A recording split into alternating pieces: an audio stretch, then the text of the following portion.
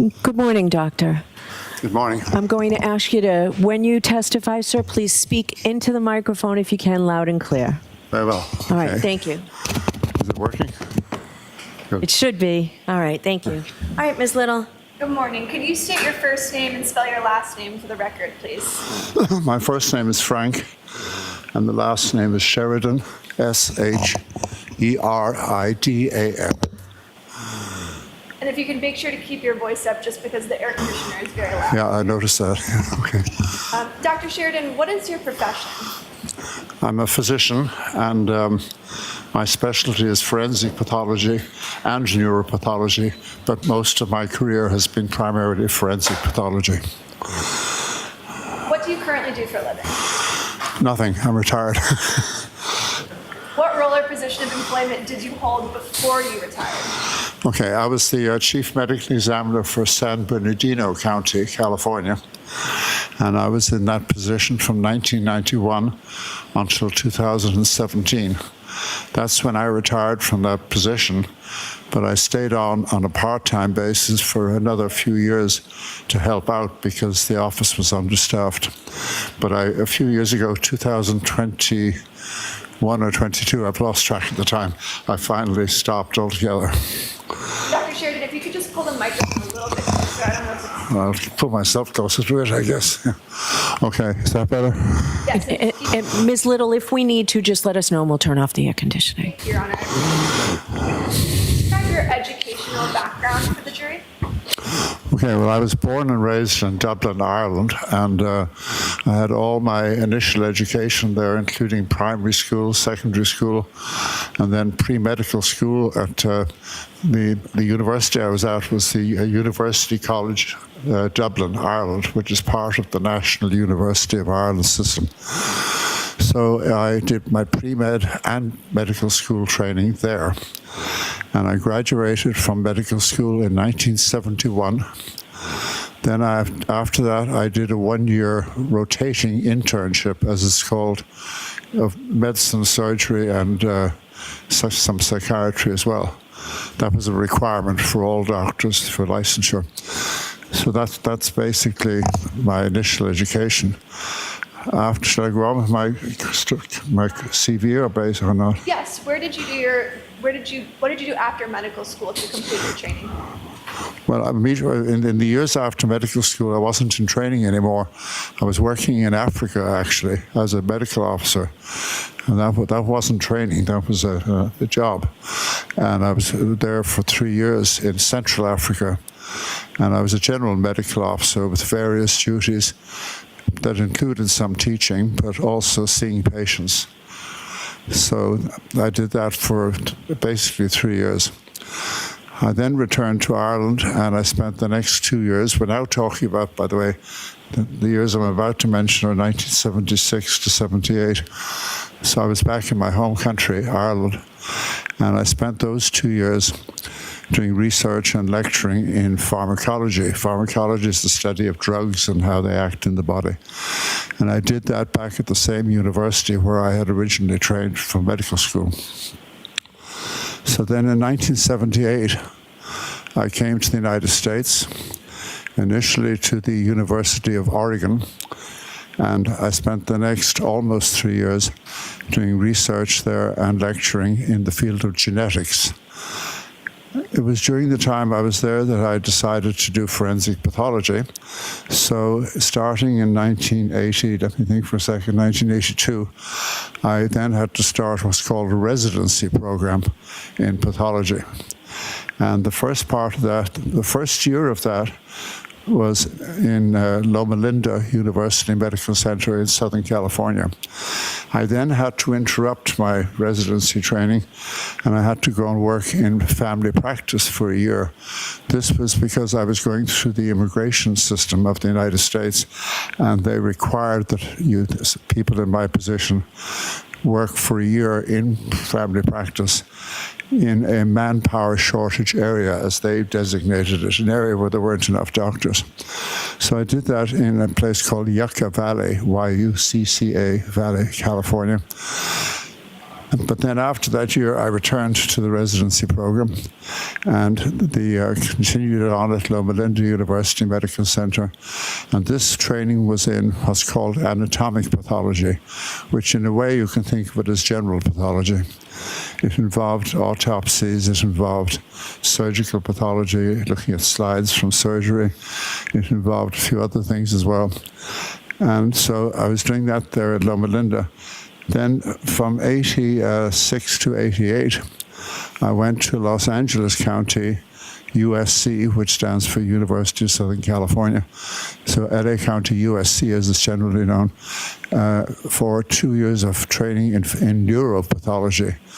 Neuropathology being disease and injury of the brain, spinal cord, so forth. So that was from 86 to 88.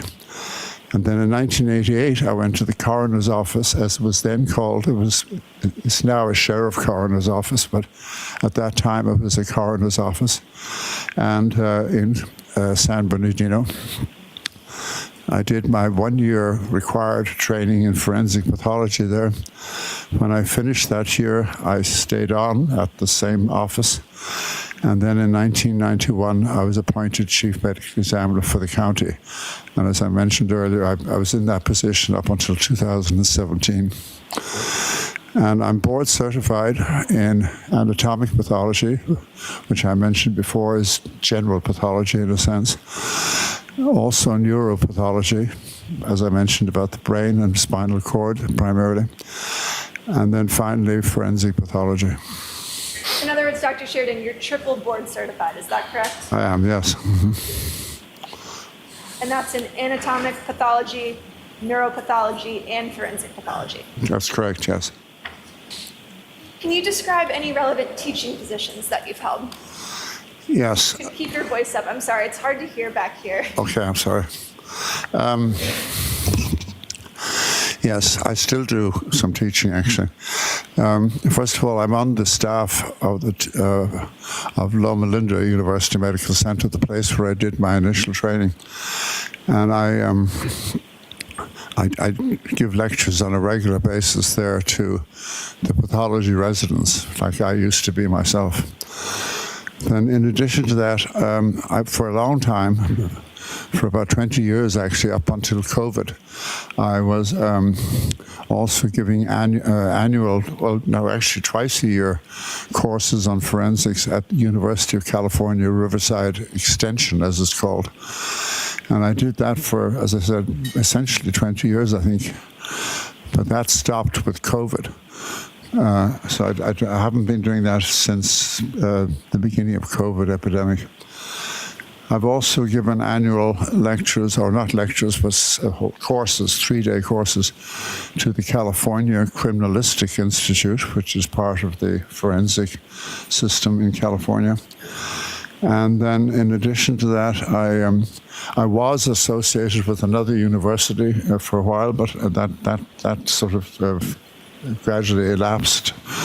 And that's basically it. I give occasional lectures at, well, actually at least once a year at various other places, just individual lectures. I'm a visiting lecturer, in other words, and at community colleges and even high schools, actually.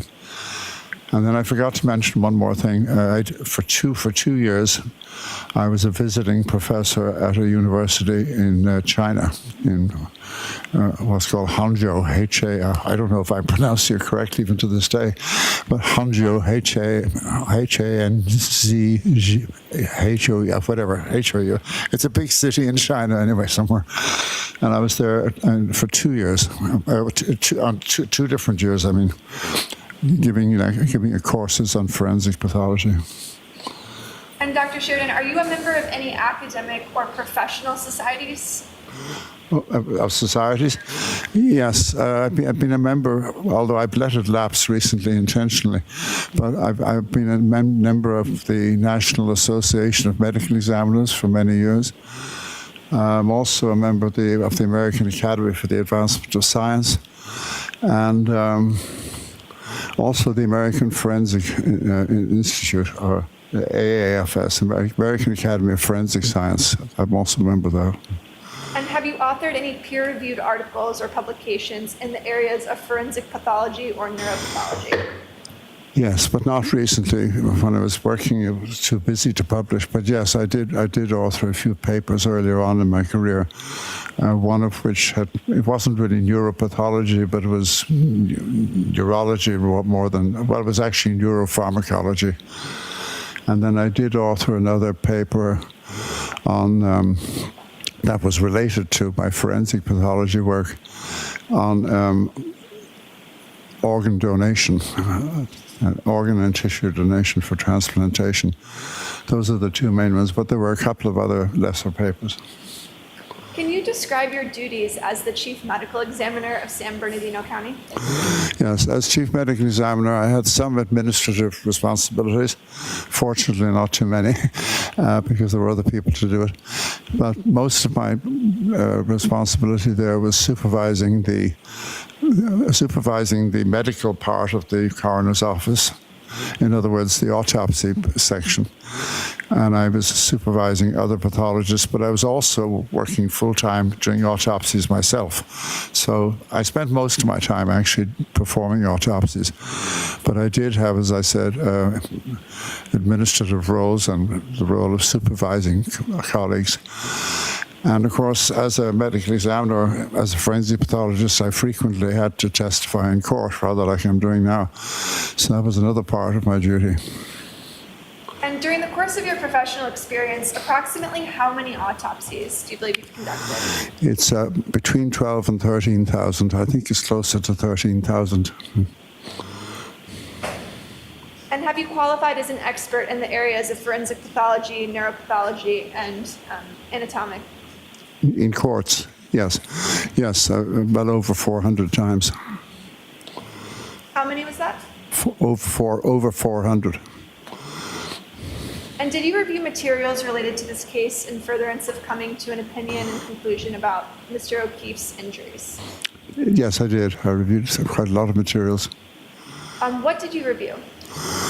Okay, I reviewed the autopsy report on this case. Along with that, there was the neuropathology report, which was separate. There was a toxicology report. There were autopsy photographs. These were all of primary importance to me, all these things. Then I also reviewed the complaint in this case, outlining, in other words, the basic details of the case. I reviewed photographs taken at the scene of death of Mr. O'Keefe. Photographs of the vehicle that was allegedly involved in his death. Photographs of the decedent himself before the autopsy, while he was at the hospital, at Good Samaritan Hospital. Then there was also some videos of the scene of death. I also saw the death certificate, a document by CERT, S-C-R-T, police reports from Canton Police Department. Am I missing anything out? I don't think so. Yeah. Your Honor, permission to publish what's been previously marked as Exhibit 19. Sure. Dr. Sheridan, is this one of the photographs that you reviewed in reaching your opinions and conclusions in this case? Yes, it is. Could you describe the injuries that you see in this photograph? These injuries that you're looking at here on the arm are abrasions, which are friction injuries, basically. We classify them under the general category of blunt force injury, but these particular ones are abrasions. Abrasions being where the outer layer of the skin, the epidermis as it's called, has been scraped off. These are friction injuries, essentially. And based on your review of the information discussed earlier, can you tell, as well as your review of these photographs, can you tell whether these injuries were sustained before or after death? These injuries were sustained before death. We call them ante-mortem, A-N-T-E, mortem meaning before death. And that's based primarily on their color. and you have to take other things into consideration, but that's the basics of it. If these had been post-mortem, they would have a more yellowish, orange color, usually yellow. In your professional opinion, based on a reasonable degree of scientific certainty, are those injuries consistent with being struck by a vehicle while holding a drinking glass? Objection. Sustained. May we approach, Your Honor? Sure.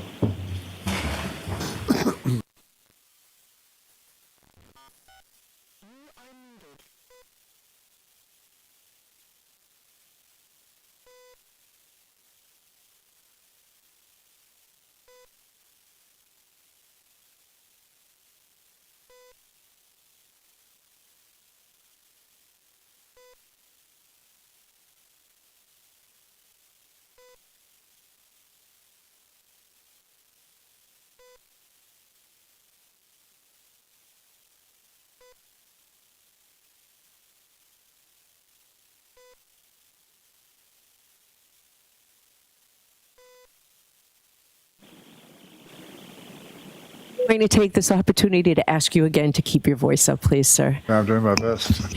My voice is not as strong as it used to There be. we You are unmuted. We'll stop the AC for a while then. We'll stop the air conditioning for a while then. We want to make sure we hear you. Okay. Okay.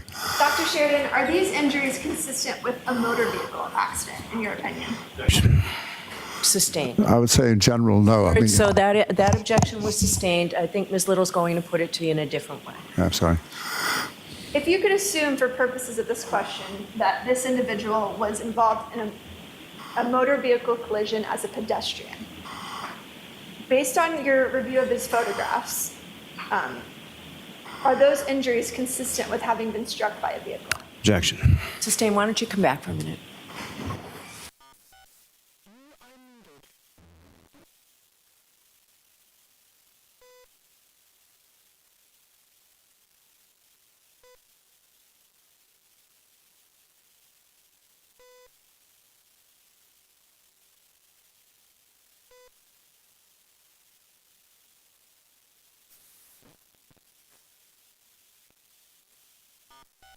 You are unmuted.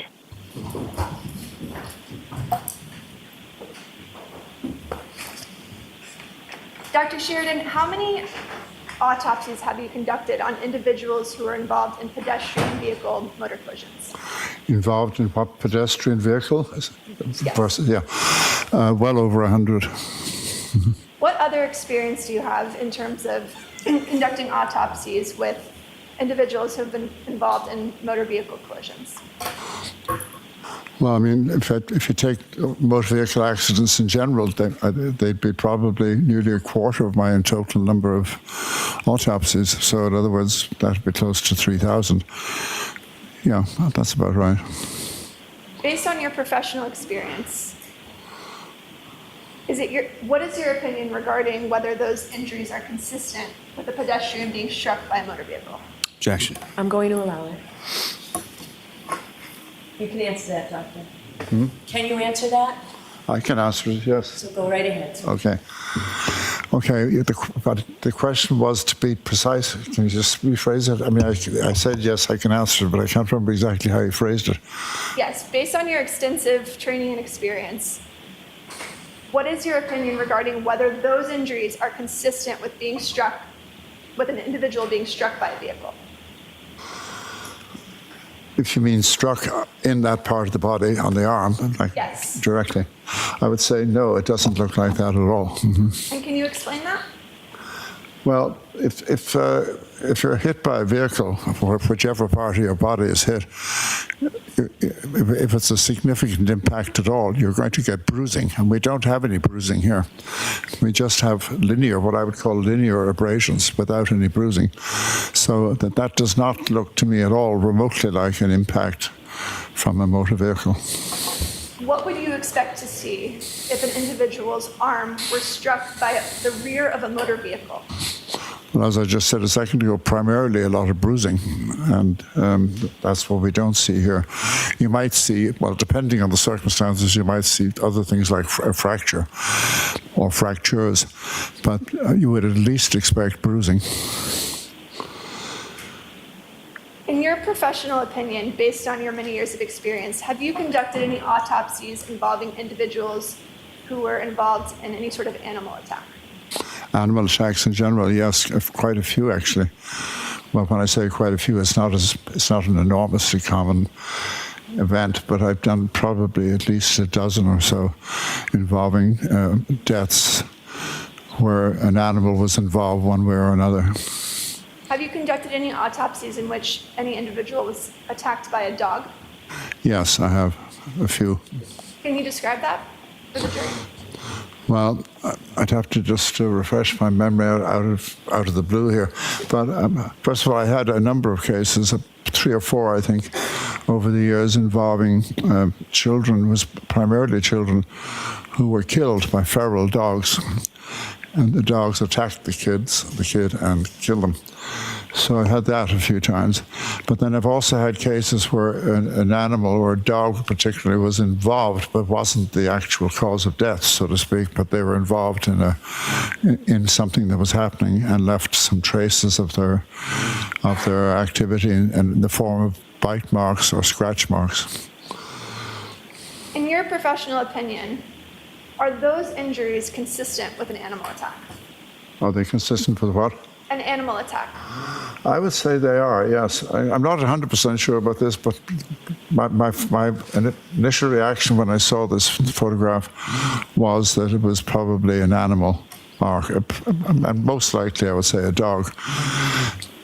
Scrape marks with the paws, and possibly also a bite mark or from the teeth as well. Possibly. I'm not 100% sure. I didn't get a chance to analyze it right there on the spot, so to speak. But my basic impression is that these were consistent with marks caused by, say, a dog using his paws or claws, if you want to put it that way, and possibly the teeth as well.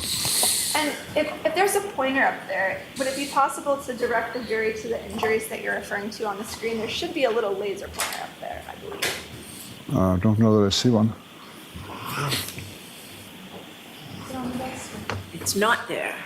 May I approach, Your Honor? Sure. Okay.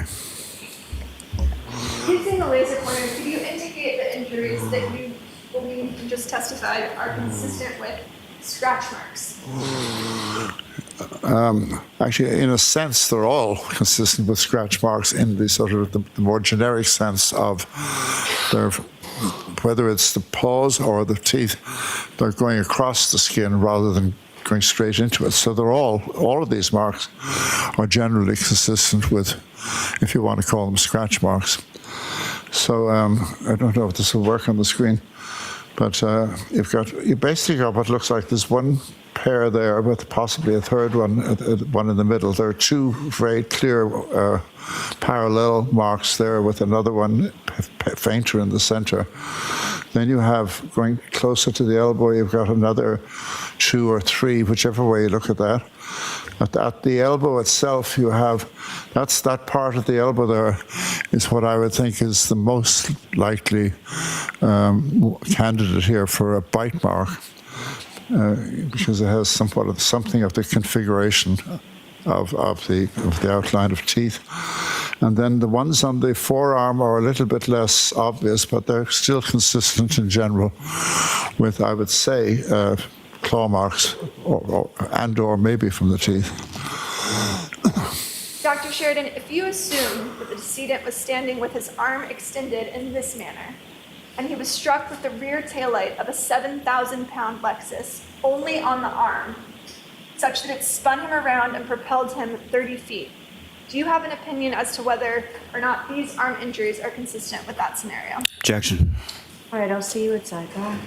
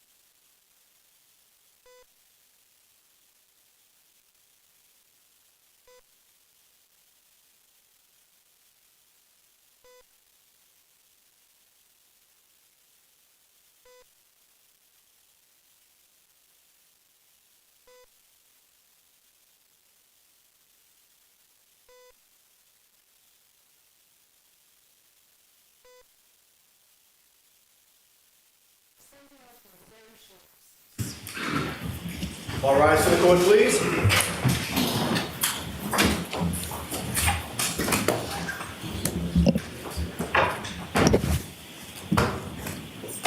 Follow me, please.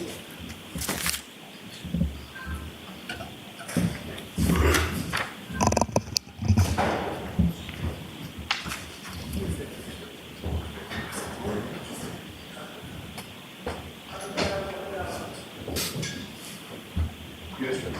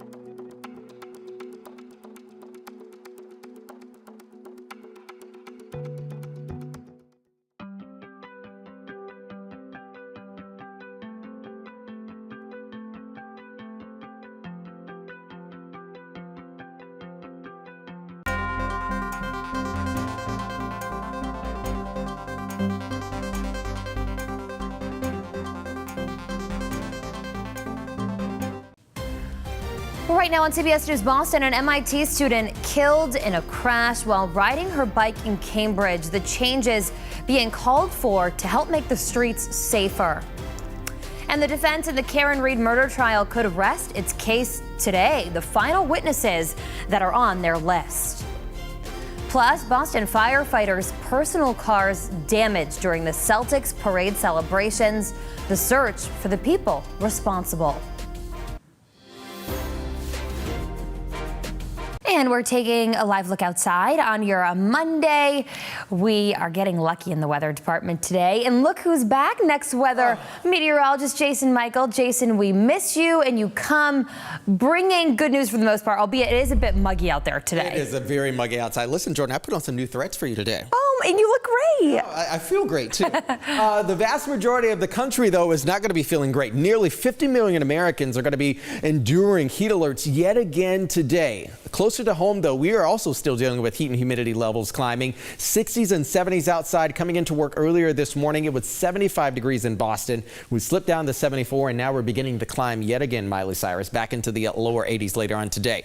Even D.C. still at about 82 degrees, Philly at 79, 77. Again, the vast majority of the eastern half of the country is still going to be dealing with very elevated heat. As far as the temperatures go, we're at 76 right now. Feels like 76 degrees with a dew point temperature around 70. We have a southwest wind really kind of cruising into the area, roughly about 10 to 15, and also gusting up to about 15 and 20 miles per hour later today. But the key takeaway from this afternoon's story, relief on the way. Our next cold front is arriving around midday today, and that'll likely cut down a lot of the humidity levels, likely taking our dew point temperatures back into the 50s, at least for the most part. So that is going to be good news. Dew point temperatures, just a fancy way of measuring the moisture in the atmosphere. 76 again outside right now. Beautiful sunshine there as the shadows are kind of leaning back over towards the west. Our current temperatures around 72 to 73 degrees along the south shore, mid 70s up to the north and also west, with the forecast highs again expecting muckiness to start, but more and more comfortable air mass later on today. We're going to keep that spot rain chance also in the mix there, but also talk about heat returning again, Jordan, after some relief by Wednesday of this week. Details coming up a little bit in that full forecast. The vigil is planned today for a bicyclist who was killed after being hit by a car in Cambridge. Her death now raising major safety concerns. WBZ's Laura Hafley spoke with cyclists who are demanding the city do more to help. 24-year-old Minty Nguyen was hit by a truck and killed Friday morning, biking through the Cambridge intersection of Hampshire and Portland Street, shocking neighbors. I come down this intersection all the time, so it's a little freaky to hear that. The Middlesex County DA's office says a box truck was turning onto Portland Street and collided with the young woman. We got all these bike lanes, which are great, but like people park in them all the time and pull into them all the time. Sometimes it feels unsafe. Cambridge participates in Vision Zero, a program aiming to reduce roadway fatalities to nothing. Cambridge is implementing 20-mile-per-hour speed limits, prohibiting right turns at red lights, and is improving bike lanes, including a project along Hampshire Street, completed in the last few months, and already a fatal accident. It's just really heartbreaking. Cambridge Vice Mayor Mark McGovern says city car ownership is down while cycling is becoming more popular by the day, and infrastructure changes may not be enough to make a difference. We have a lot of people using our roads in lots of different ways, and our roads really aren't built for a lot of that usage. We need to slow down. We need to be more attentive. To know that as somebody who's 24, a PhD student at MIT with her whole life ahead of her is really, it's just so heartbreaking. Cambridge Bike Safety Group volunteer Christopher Casa suggesting pedestrian islands to slow drivers and increase visibility through intersections in hopes of protecting people on two wheels. Drivers are usually going on the turns just a little bit too quickly, and they can't see people. I couldn't believe it happened again. It's really a tragic, heartbreaking incident. Officials say this is still an open investigation. In Cambridge, Laura Hafley, WBZ News. Police are investigating a drowning in Marlborough. Firefighters were called to Fort Meadow Reservoir yesterday afternoon. They got a 911 call about a 20-year-old man who was fishing with friends. He went underwater and did not resurface. Firefighters eventually found the man. He was rushed to Marlborough Hospital but did not survive. A 5-year-old boy rescued from a pool in Acton. A lifeguard pulled the child from the water at the Bellows Farms condo complex yesterday. Police say the boy's flotation devices came off after he drifted into the deep end of the pool. He was underwater for about 30 seconds. The lifeguard performed CPR, and the boy thankfully began breathing on his own again. He was taken to the hospital just to be checked out. New signs of tensions growing between the U.S. and Israel. Prime Minister Benjamin Netanyahu is doubling down on last week's claims that the U.S. is withholding weapons from the IDF. The Biden administration denies that, with the White House secretary saying they don't know what Netanyahu is talking about. A source telling CBS News the U.S. will not continue responding to his statements. The prime minister is set to visit Washington next month and address Congress for the first time in nearly a decade.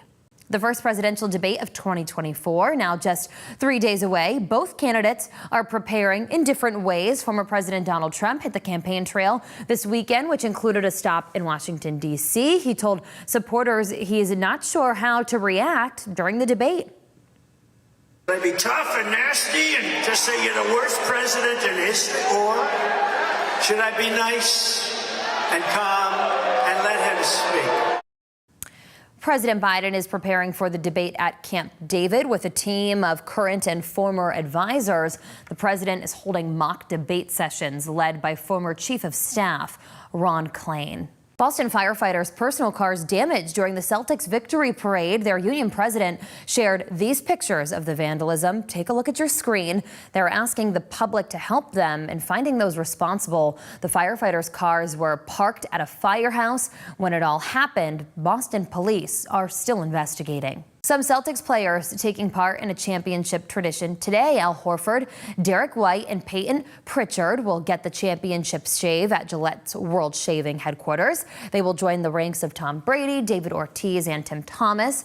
While they are in the chair, they will engage in a barbershop talk hosted by Boston influencer Kevin Cooney. Gillette will also present a donation on behalf of the athletes to a local nonprofit. More disruptions are planned along the Orange Line this week. Starting today, service between North Station and Wellington will be suspended until Sunday. Riders can take free shuttle buses between the stops. They're also encouraged to use the Haverhill commuter rail line, which will be free between Oak Grove, Malden, and North Station. Service is suspended so the MBTA can make improvements and repairs. Provincetown Select Board holding a public hearing tonight on a proposal to create a walk-only zone on Commercial Street. The plan would ban bikes, scooters, and other motorized devices along the road. It would also require anyone on a pedal bike to walk with their bike in the area. Officials say the goal is to reduce accidents. Some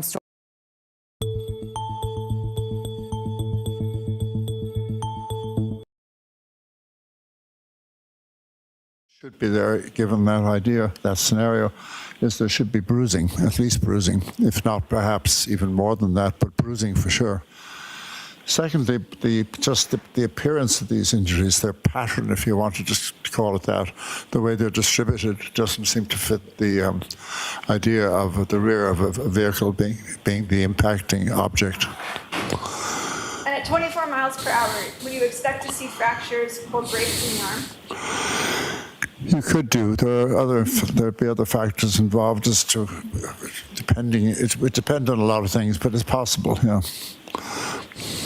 I'd like to direct your attention to the injury that Mr. O'Keefe sustained to his head. Do you recall that injury? To the head? To the head. Yes, yes. Mm-hmm. Could you describe that injury for the jury? Well, there were a few minor injuries on the face, but the major injury, and indeed the main cause of death, was an impact to the back of the head, slightly to the right of the midline of the back of the head, and where there was a laceration. A laceration is another type of blunt force trauma, but this is a laceration is where the skin is actually opened up or it's split, so you get bleeding from a laceration. So there was a laceration, as I said, in the back of the scalp, in what's called the occipital area, and beneath that, when the skin was moved away as part of the autopsy, there was extensive bruising, hemorrhage in other words, in the scalp at that same point. There was a fracture that started at that point in the skull, but traveled all the way forward to the frontal areas of the skull. So you have the impact. The impact site is clear because, as I said, you got the laceration. That's where the impact was. So you have the impact with the scalp hemorrhage there, and the skull fractures. Then the brain itself. It had injuries, significant injuries. First of all, there was bleeding on the surface of the brain, and that's very common in situations like this. But in addition to that, there were extensive bruises, contusions is the real word actually, but they are essentially bruises of the brain substance itself, and that they were in several different parts of the brain, including the frontal areas, which are near the forehead, and also the temporal, which are towards the side, more or less. And then there was also hemorrhage deep inside the brain, in the ventricles, which are open areas in the center of the brain. All of these things were described in the neuropathology report, and you can see them in the photographs that were part of the neuropathology report as well as the autopsy. Because of, as a result of, I should say, the injury to the brain began to swell, and that's what it usually does after major trauma. And as a result of the swelling, you had what's called herniation, where the brain, if you want to think of it this way, the brain is trying to expand, but it can't because the skull is around it. So it begins to put pressure of pushing, especially downwards towards the top of the spinal cord. And eventually, as happened in this case, it's quite clear from the photographs, the brain herniated downwards, the brainstem particularly herniated downwards, and this would have been the final straw, so to speak. That's what would lead to respiratory failure and death. So this was a fatal injury for certain.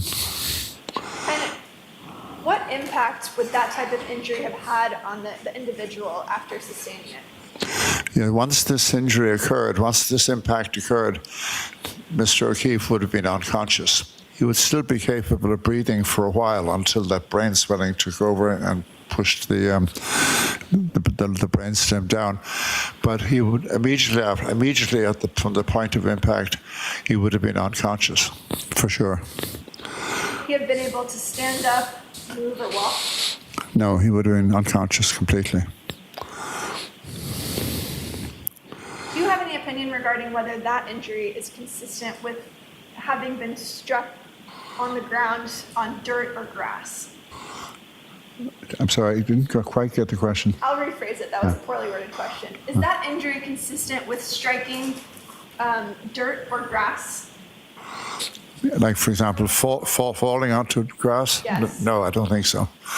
If there's a fall involved here, and there could be, it would be onto a hard surface. But the grass, and as I understand from all the material I reviewed, there was also some snow, and so that might even cushion the impact even a little bit more. But even without the snow, grass is basically too soft for somebody falling and hitting their head on it to get the injuries I've just described. In addition to focusing on the injuries that were present, what significance do you place on the absence of injuries when conducting an autopsy? What significance do I put on what? In addition to focusing on the injuries that are present, what significance do you place on the absence of injuries when conducting an autopsy? Well, as you put it there, it's a rather general question, but I mean, when you're doing an autopsy, you obviously want to see what is there and what's not, and everything can be relevant, including absent things. Now, in this particular case, there are a number of features of things that are absent that are important. I've already alluded to one, and that is on the arm. If that was an impact from a vehicle, I would expect bruising. But do you want me to continue? Yes. Yeah. But if Mr. O'Keefe was struck with, it depends obviously what part of the body is theoretically involved. But if a vehicle hits you, whether it's the back of the vehicle or the front, you're going to have, and as long as it's not going extremely slowly, if it's going at any speed at all, any significant speed, it's going to cause at least bruising. And that in this particular case, one of the things that struck me was that there was a distinct absence of bruising on the torso. There was the chest, abdomen, hips, whatever, and also. In most cases that I've ever been involved in where a pedestrian was hit by a vehicle, there are injuries on the legs, including fractures, which are very common on the legs. So the absence of all of these things in this case, I think, is important. Have you conducted autopsies involving individuals who are involved in fights or altercations? Yes, many, many times. Approximately how many? Gosh, I have no idea, and it's but a lot. I mean, I've done. I said earlier that between over 12, maybe 13,000 total autopsies. Of those, I'm only giving you estimates here, but over 1,000 would have been homicides. Of those, probably maybe a fifth, or about 200, would have involved blunt force trauma instead of, for example, a firearm or something like that.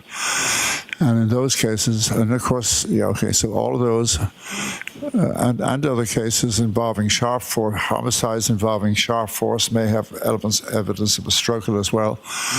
So it's in the hundreds, yeah. In your expert medical opinion, are Mr. O'Keefe's injuries consistent with a fight or a physical altercation? In a general sense, they can be. They could be, yes.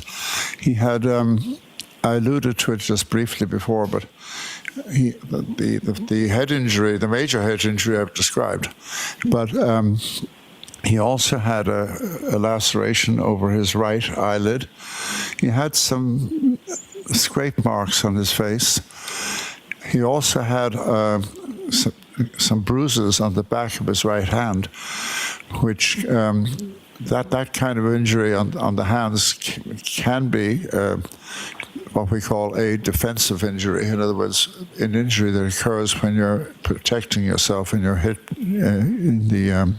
hit either with another fist or with a hard object, and you're protecting yourself. So I would say that some of these findings I've just mentioned are consistent with the possibility of a physical altercation, yes. Thank you. If I could have one moment. Sure. No further questions. Okay, Mr. Lau? Thank you.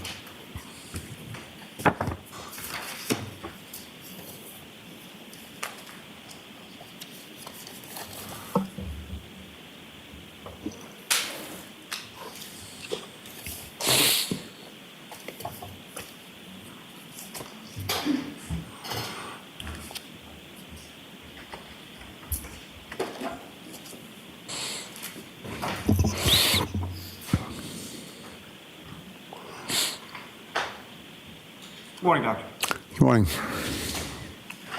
Injuries that you were just testifying about with regard to Mr. O'Keefe, they were on his right knee, his right arm, as well as the back right side of his head. Is that correct? Yes, I forgot to mention the knee, but yes, there were injuries in those places, yes. And understandable, but this isn't an autopsy you performed yourself, correct? I did not perform myself, no.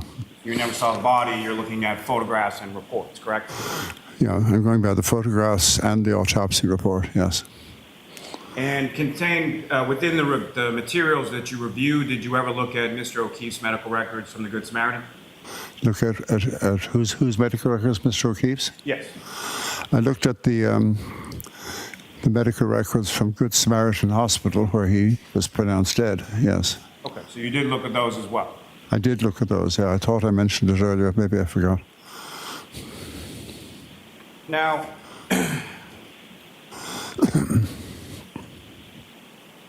with regard to what you reviewed of Mr. O'Keefe's injuries, you saw no injuries to his left arm, correct?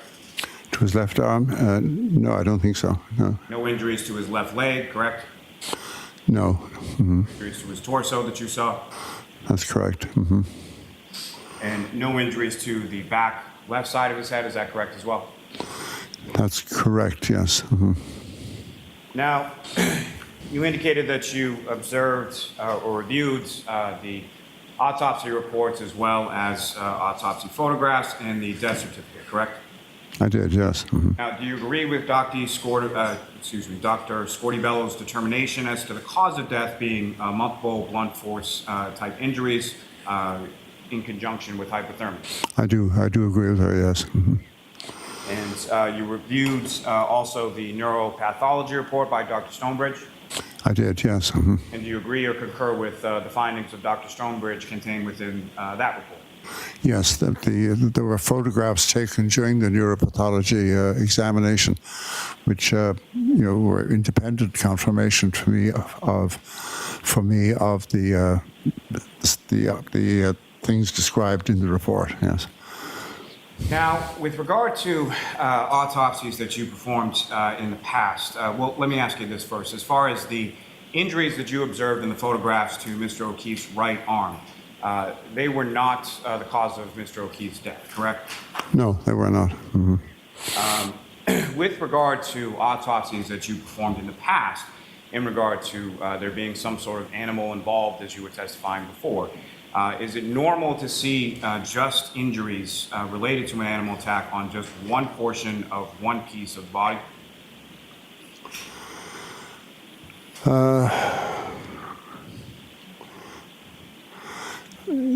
Yes, in a general way. I mean, as I mentioned, I think when I was answering the question about the cases I've done involving animals, I tried to divide them into two groups because there's an important difference.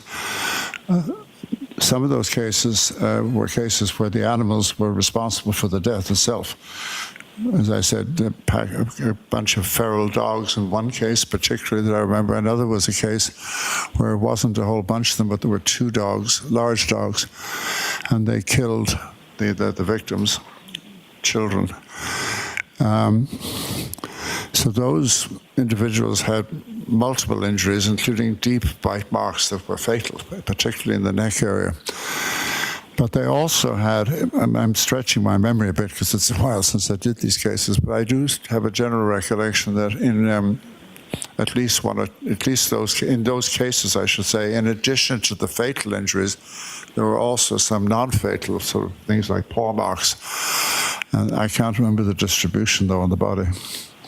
Can you remember, as far as whether or not these injuries that you observed in not taking the child fatalities with the dog's maul, I'm presuming that those involved injuries to significant and extensive parts of the body, is that correct? Yeah, those are the ones where the animals caused the death, yes. Mm-hmm.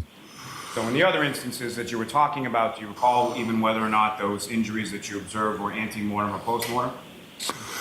I'm sorry, I couldn't hear the last part. The other ones that you were talking about as far as the other animal attacks that you've seen, yeah. Do you recall whether or not the injuries that you observed in those instances were ante-mortem or post-mortem? Oh, ante-mortem. Well, actually, in one of the cases that comes to mind, the marks appeared to be post-mortem, and that was this person was actually a homicide victim, and they were lying outdoors, and their own dog.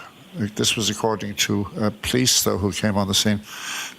When they arrived, there was a dog that turned out to be the victim's own dog, was pawing at the body, and the person was dead. But in another case that I can think of, the scratch marks from dog paws were ante-mortem. And they were confined to one place only. I'm trying to remember what part of the body. This case, I had to testify later on. In this case that I'm thinking of now, the paw marks were limited to just one location. I can't remember exactly where they were, though. Whether it was the leg or the arm, I can't remember. And that was post-mortem injuries that you're talking about there, correct?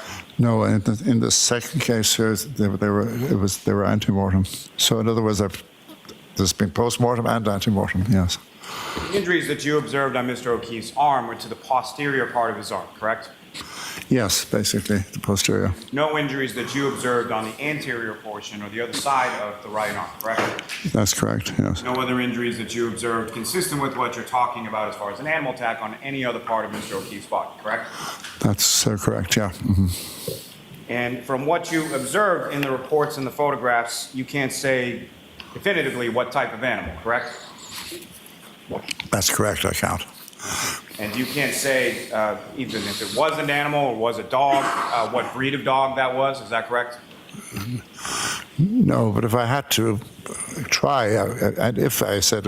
Not asking you to try, sir. I'm just asking whether or not you can say whether or not what breed of dog it was. No, I can't tell you what breed, no. You can't say whether or not those injuries were inflicted inside a house or outside of a house, is that correct? Yeah, I have no idea. You can't say when they occurred, correct? Only that they were when he was still alive. Yeah, but other than that, no. And they are fresh looking. I mean, in this generally, so they look like they happened very shortly before death. And when you say a short time, you're talking about hours? Minutes to hours, I would say. Minutes to hours, but you can't. I mean, I'm talking just based on the injuries themselves alone, leaving anything else out. You can't time injuries as exactly as you might think from CSI or one of these television programs, but they are generally fresh for sure. And but just looking at those on their own, I would have to say minutes to hours, yes. Now, at some point, were you given or did you review any files from a lab at the University of California, Davis? I'm not sure. In relation to what?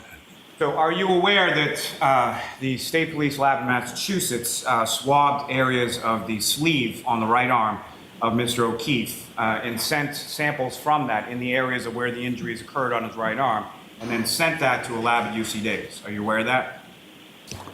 I'm not sure that I remember that, no.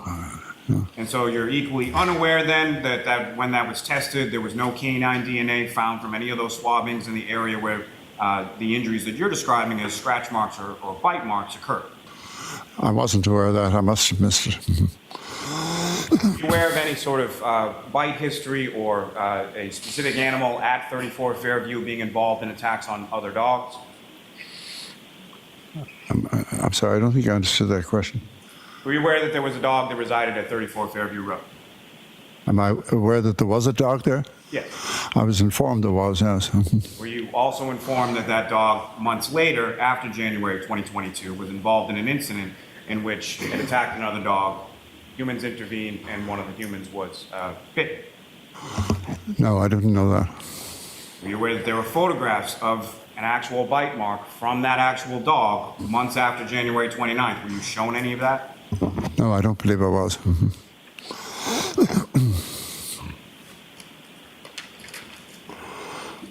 Now, sir, did you write a report in relation to what you observed or anything in regard to your opinion or your testimony that you're testifying to here today? I didn't write a report as such, but I signed a declaration early on in my involvement in this case. And that was a declaration or an affidavit that you signed under the pains and penalties of perjury back on January 31st, 2023. Is that correct? Sorry, what did you say about that? When you're talking about a declaration, you're referring to an affidavit that you filed with the court under the pains and penalties of perjury in January of 2023. I didn't think it was January, but however, there was only one, so whatever you have.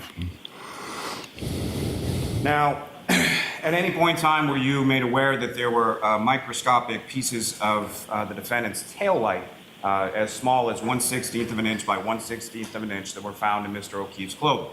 Objection. I'll allow it. That were found in Mr. O'Keefe's what? Mr. O'Keefe's shirts. I don't remember that specifically. And that those pieces were then found to be consistent with the defendant's tail light. Like I said, I don't remember that particular part. Were you ever shown any material indicating that there was DNA from the defendant's taillight housing that was consistent with Mr. O'Keefe? I asked about that myself, but I think the answer I got was no. Now, were you ever told about a piece of human hair that was found on the right rear quarter panel near the area where there was a dent on the back right of the defendant's vehicle? No, I don't remember that. So then you weren't also told that that was then sent out for mitochondrial DNA testing and it was consistent with that of Mr. O'Keefe to a degree of 99.895%. You talk about a hair sample now. Yeah. No, I didn't have that.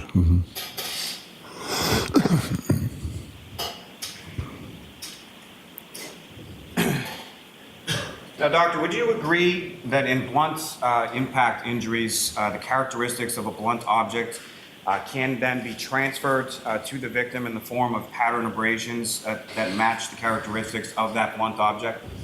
Yes. Mm-hmm. Now, of the photographs, you reviewed photographs of the scene, photographs of the vehicle, is that correct? Yes, I did. Mm-hmm. You're aware that there were a number of different pieces of the defendant's taillight that were photographed as well. Did you ever see those? I did, yes. Mm-hmm. Do you recall seeing any piece of a clear plastic taillight piece that was recovered on January 29th, along with Mr. O'Keefe's sneaker that had dimpling on the outside of that clear piece of plastic? I can't. I remember seeing the pictures of the glass fragments, but I don't remember any more specifics than that. Do you know what a compression abrasion is? What? Compression abrasion.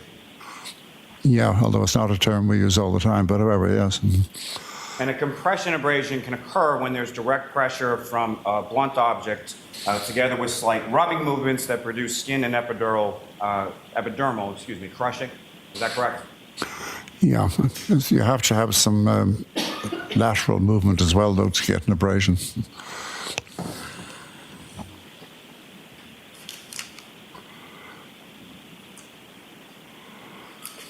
Now, when you were talking about prior autopsies that you've done involving pedestrian collisions, is it fair to say that most of those pedestrian collisions that you were doing autopsies on involved pedestrians being struck by the front of the vehicle? Yeah, mostly the front. Mm-hmm. So mostly it's a pedestrian sort of crossing the street or standing in the street who's then struck by the front of the vehicle, correct? Yeah, I think they were all. I have actually done a couple of cases where children were hit by the back of a reversing vehicle. This was in the days before they had the rear videos on cars that they have now. But so those cases were impacts against the back of the vehicle. But most pedestrian cases, yeah, are, as you say, they're the front of the vehicle hitting the person. Yeah, just briefly on that, as far as the defendant's vehicle itself, are you aware that there were rear backup cameras and a 360-degree overhead view from the back of her vehicle? I remember reading that, yes. Mm-hmm. Now, understanding what you're talking about as far as a rear vehicle pedestrian collision, is that typically sort of the wear on the vehicle? Let me ask you this first. When you are doing an autopsy in relation to a pedestrian collision, much of the information that you're gaining about that is what you receive from the investigating agency, whether it's the police or something like that, correct? It varies a lot from one case to another. Sometimes you get no or virtually no information about the accident, because some of these cases I've done, some of them were witnessed, some weren't. Let's put it that way. Yeah. So when they weren't witnessed, and when the person was just found later or sometime afterwards, you wouldn't have necessarily any. The vehicle would typically not be there. These would be hit and run type situations. And so in those cases, you wouldn't have all that kind of information. So it varies. It varies. And understanding that it varies, but primarily what I'm saying is whatever information as far as a body comes in and you're going to conduct an autopsy, there would be some information from law enforcement or witness statements or something as to what type of death this is, as far as gunshot wound, stabbing, pedestrian collision, something like that. Yeah, absolutely. But like I said, in those unwitnessed cases of pedestrians, I might be given the information that it's probably a pedestrian fatality from a car. And when it comes to pedestrian collisions, and most of which that you've seen are, again, from the front of the vehicle striking a pedestrian on the roadway, is that correct? Yeah. Mm-hmm. And are you familiar with what role sort of the center of mass of that person versus the center of mass of where they're struck plays in reference to their injuries? Yeah, that can have a big effect on how the body reacts to the impact. Mm-hmm. So most of the time when you're talking about sort of lower extremity injuries or pelvic fractures or things like that, that's in a frontal collision with the pedestrian, correct? Most of them were, yeah. I mean, the ones that involved being backed over, and they were children. I can't remember the exact distribution of their injuries, except the vehicle went right over them. I do remember that. But anyway, the answer to your question, maybe I'm wandering in my mind, so can you ask me again? I think you've answered it. So my next question, sir, is when it comes to the rear end collisions, primarily being children, you would agree with me that they have a lower center of mass than a 6'1", 200 something. Oh yeah. Mm-hmm. Yes. And so as far as them being run over, they're going to get struck, they're probably going to fall to the ground, and then the vehicle is going to go over, correct? That's right, yeah. And so how many autopsies have you conducted in regard to pedestrian collisions where they've been sideswiped by the back of a vehicle? I can't remember. Can you remember any? Not off the top of my head, no. Mm-hmm. And so if someone is struck by the right rear portion of a vehicle and then projected away from the vehicle based on speed, based on force, based on whatever, would you then expect to see those same type of pelvic fractures or lower extremity injuries that you talked about with a frontal collision? Well, it depends on the exact position of the victim at the moment of impact. And of course, it could be a lot of different things. They could be, the victim could be facing the vehicle, they could be sideways on, they could have their back. But you're going to see bruising somewhere in that area, in one of those areas, either on the back, the side, whatever, or the front. I would expect to see bruising, significant bruising. But as you testified earlier on direct, it's sort of dependent or variable depending on how the victim pedestrian interacted with the vehicle. Isn't that correct? Yes, but I'd expect bruising for sure. I mean, whether you get fractures and so forth will depend on, or for that matter, internal injuries, depends on a variety of factors, but you're going to get bruising for sure. Now, you did see bruising on Mr. O'Keefe's right hand, though, correct? Yes, a small bruising. It looked like 2, possibly 3, almost confluent or close together bruises. Were you aware from the materials that you reviewed that Mr. O'Keefe was last seen sort of on video exiting from a bar at about 12:11 a.m. holding a cocktail glass in his right hand? I vaguely remember that, yes. Were you also aware that there were pieces of the cocktail glass with Mr. O'Keefe's DNA on it that were found right in the general vicinity of where his body was found? That I don't remember. Mm-hmm.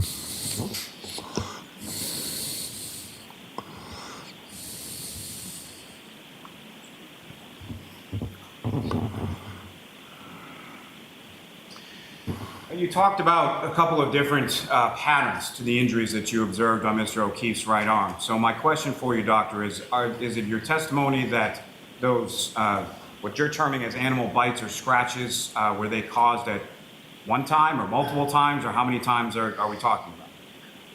You mean on different occasions? As far as in, there are multiple abrasions as you've termed them, and you're attributing them to an animal attack, correct?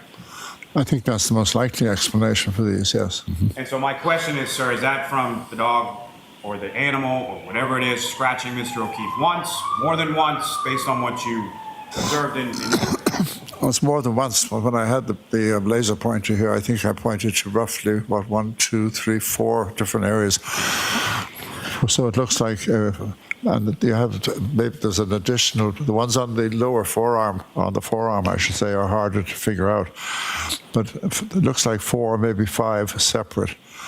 4 or 5 separate sort of swipes, whether they be with mouth or claws or whatever. Yeah, that's correct. And so is it your testimony that it's not possible that Mr. O'Keefe received that from some part of the motor vehicle, or a glass shattering, or shattering from a taillight, or any sort of metal pieces underneath contained within that taillight housing as far as his interaction with the vehicle? They don't look remotely like that to me. So it's not possible, is that correct? In my opinion, no.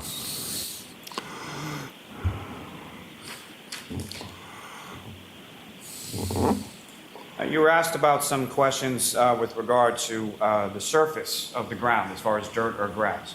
Mm-hmm. Are you familiar with what the weather was like at the time that Mr. O'Keefe, you testified earlier, you were familiar that he was found in the snow, correct? Yes. Mm-hmm. Do you know what the temperature was like as far as, my question is this, sir. Understanding cushioning of grass and dirt under normal conditions, but if the ground is physically frozen, based on the temperature of outside. Would that impact as far as your understanding of the injuries to the back of Mr. O'Keefe's head? Objection. No, I mean, even if there was a small coating of ice, I wouldn't change my opinion based on that, no. I'm not talking about ice, sir. What I'm talking about is the ground itself being physically frozen based on the temperatures outside. Objection. Sustained. Now, as far as the hard surface that you're talking about, would that include asphalt pavement? Yes, it could. Mm-hmm. And as far as those injuries, the speed, if Mr. O'Keefe was struck by a vehicle and was projected away from that vehicle and then struck his head on the ground, would that be sufficient force, in your opinion, to cause the skull fracture on the back of his head? If all that happened, yes, and onto asphalt or something like asphalt, yes, if that's indeed what happened. But like for other reasons, I don't think that is what happened. Now, you testified or you asked some questions about your opinion and as to or consistency with the physical altercation. Is that right? Yes. Mm-hmm. And the sort of swelling in Mr. O'Keefe's eyes as far as the ecchymosis concerned there, that was related to the brain injury. Is that your understanding? Well, the skull injury rather than the brain. Skull injury, which leads to the bleeding of the brain, which then leads to the swelling of the eyes. Correct? Well, yeah, but no, I mean, let's be clear about this. I mentioned the fractures earlier on that came from the back and went all the way towards the front of the skull, including what are called the orbital plates, which are the bones, the parts of the frontal bone that are right over the eye sockets. And the bone there is very delicate. It's the thinnest part of the skull. Anyway, the photographs and the autopsy report clearly show that the fracture involved that on each side, both orbital plates, in other words. And it's that fracture, it's not the brain itself, but it's that fracture which leads to the bleeding that causes the black eyes, if you want to call them that way. And as far as what your review of the medical records, your review of the autopsy report, photographs, things of that, you observed nothing as far as fractures to Mr. O'Keefe's eye sockets, correct? Well, the orbital plates, in a sense, are part of the eye sockets, but they're the roof. Were there any fractures to the orbital bones? There were no fractures that appeared to be coming from the front, no. As far as the sclera, was there any broken blood vessels or anything that you observed in either the notes or the reports or the photographs or anything else that you saw? Broken blood vessels were? The sclera. Huh? Sclera of the eyes? You know what that is? Oh, the eye, yeah. I'm sorry, I couldn't hear. Just couldn't hear what you said, yeah. No, as far as I know, the eyes were clear, yeah. The eyes themselves were clear, yeah. Now, as far as the minor injuries that you were talking about, as far as the eyelid or the nose, as far as those minor lacerations you were talking about, there was no bruising around any of those lacerations, correct? The eyelid laceration, don't forget, is in the same area where we have the other injury, and it's a little bit hard to figure out whether how much hemorrhage, how much of that black eye could even be related to the laceration, because you've got two possible explanations for the black eyes. One is the skull fracture I've already mentioned, but that doesn't rule out his getting an impact as well on the front, but there's no way you can separate them. But as far as around those minor lacerations that you're talking about, you didn't observe or see any record of any bruising or any broken bones in those areas whatsoever? No, the main one that I was relating to when I spoke about the altercation question was the laceration on the eyelid. That's not related to the head injury that we've been discussing. So it's a separate injury, and it is from some kind of blow to the front. The minor lacerations that you observe, would they be consistent with being struck by broken pieces of glass or broken sharp pieces of plastic? If it was indeed a laceration, as it was described, then no, because lacerations by definition, although this is a term that's often misused, by the way, even by some doctors, but a laceration by definition is an open wound caused by blunt force, not sharp. So blunt force, as far as what I'm asking is it possible that the lacerations to his face were caused by a blunt object that then shattered and caused the lacerations to his face. I find that hard to imagine. Yeah, I find that very hard to even conceive of. So it's not conceivable? Is that what you're saying? To me, no.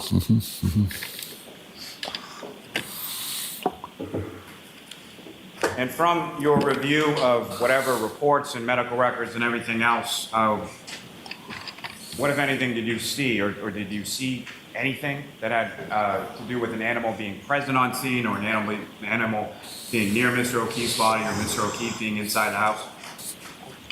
I don't know. I mean, but I heard there was an animal somewhere around the place, a dog. I think you mentioned the dog earlier. So somewhere around the place, but no evidence that you've seen that that animal interacted with Mr. O'Keefe in any way? No, I wasn't there, obviously, and all I can say is what I've already said, but I don't know any more than that. I know you weren't there. What I'm saying is from the material that you reviewed, was there any indication or any evidence of that animal ever being near, close to, or interacting in any way with Mr. O'Keefe? Not that I'm aware of, no. I have nothing further. Little? Thank you. Your Honor, if I may approach. Sure. Thank you. Show Mr. Lally.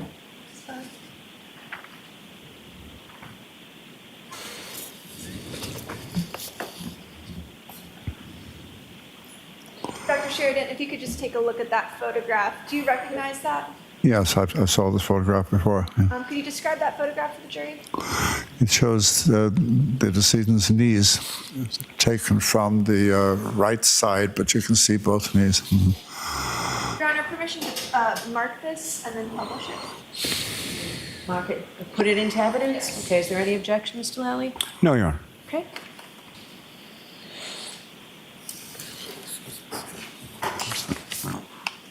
That would be exhibit 657. Yes, you may publish it, Ms. Little. Thank you, Your Honor. Dr. Sheridan, you were asked on cross-examination about an injury to Mr. O'Keefe's knee. Do you recall that testimony? Yes. Mm-hmm. Is this the injury that you were testifying about earlier?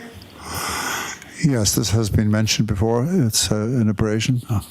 And that's the extent of the injury to Mr. O'Keefe's knee, correct? Yeah, that's it. Yeah, in that area. Yeah. Thank you.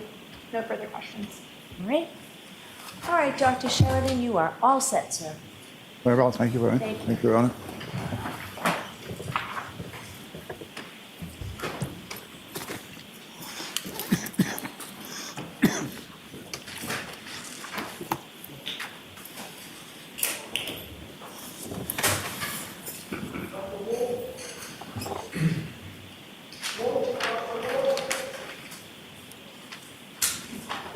This way, sir.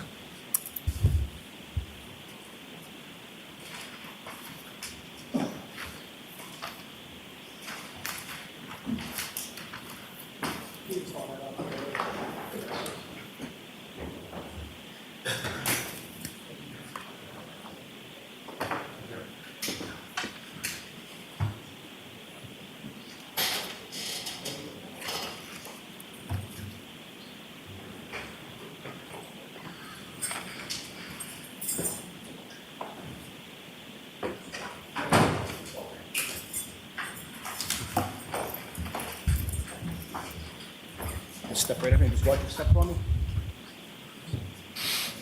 Stay in the face. You solemnly swear the evidence given to the court and jury in the case now and hearing should be the truth, the whole truth, and nothing but the truth, so help you God? Yes.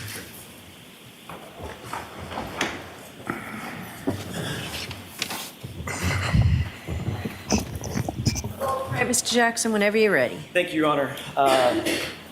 Doctor, could you state your full name and spell your last name for us, please? Daniel Michael Wolfe, last name spelled W-O-L-F-E. Dr. Wolfe, what do you do for a living? I am the Director of Accident Reconstruction at a company known as ARCA, A-R-C-C-A. And what is ARCA exactly? So ARCA is a forensic engineering consulting firm. We have a variety of disciplines that include human factors, biomechanics, crashworthiness, accident reconstruction, just to name a few.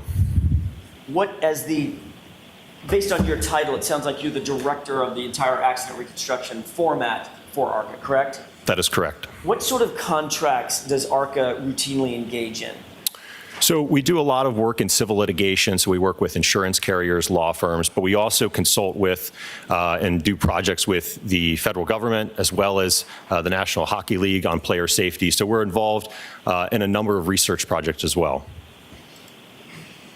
Is there other clientele that seeks out ARCA for accident reconstruction or biomechanics or human factors issues? In terms of beyond the parties that I just listed? You mentioned the U.S. Department of Defense. Yes, the military, yes, the Army. Tell me a little bit about the work that you've done for the Department of Defense. Well, that was before my time, but I'm aware of projects that dealt with working on vehicles that were over in the Middle East, where they basically designed energy-absorbing seats because there was injuries when the vehicles were going over IEDs. Is ARCA known both nationally and internationally, or is it recognized as a leader in accident reconstruction issues? Yes. As the director of accident reconstruction at ARCA, do you specialize in both accident reconstruction and the human factors that are associated with such reconstruction where necessary? Yes. Can you give me a synopsis of the professional discipline of what is accident reconstruction? I think a simple definition in my mind would be the application of physics, engineering science, and mathematics to collision events. I always like to think of it as if you open up a puzzle box and you dump the pieces out and you've got a bunch of pieces and you're trying to piece together the evidence to see how everything fits to get a clear picture.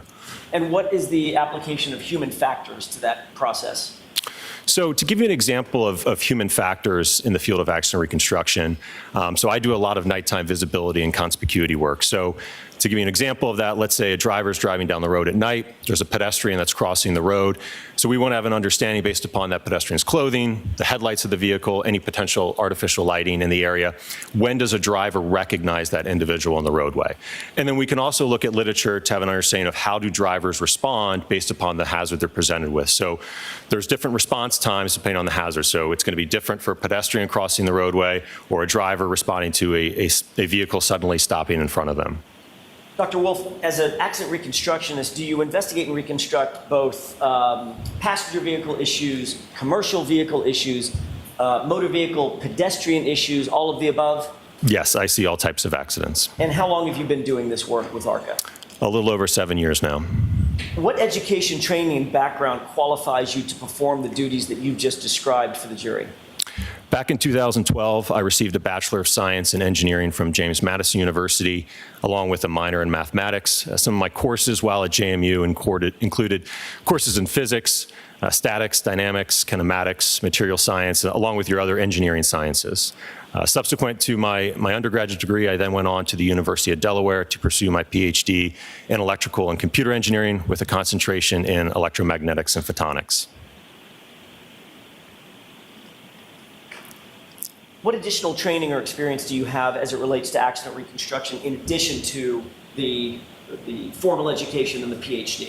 Certainly. So in addition to my undergraduate degree and my PhD, I've continued to take courses through Northwestern University in crash reconstruction. Some of those courses have included human factors, lighting. I've taken courses on electronic vehicle data, photogrammetry, three-dimensional laser scanning. So I've continued to take courses subsequent to graduating. Do you also hold any accreditations in terms of accident reconstruction? Yes, I'm accredited by an organization known as ACTAR, which is the Accreditation Commission for Traffic Accident Reconstruction. Are you trained in photogrammetry? Yes, sir. Is that to determine vehicle crash incidents or the circumstances surrounding them based on map scenes, evidence from photographs, things of that nature?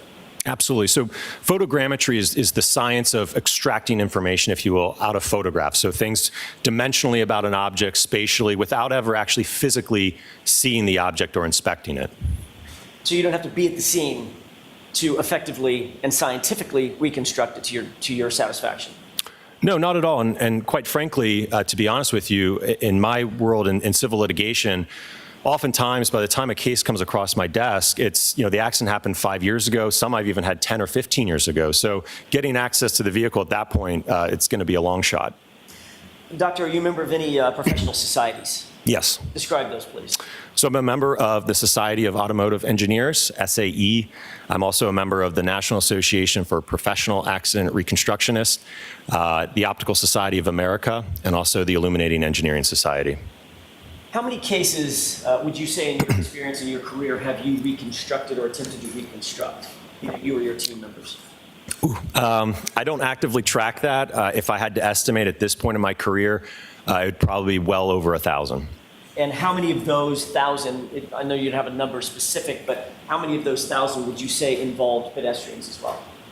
Several hundred. As I mentioned earlier, a great, excuse me, a great deal of my work is in the field of lighting and visibility. So there's a direct correlation between time of day and pedestrian incidents. We see a rise in the evening and night hours just due to drivers having a difficult ability to try to perceive and recognize individuals. So I certainly see a lot of pedestrian collisions in my casework. You've done testing or research as it relates to the kinematics and the interaction between pedestrians and vehicles. Absolutely. So we do a number of tests at ARCA to look at the interaction between pedestrians and vehicles.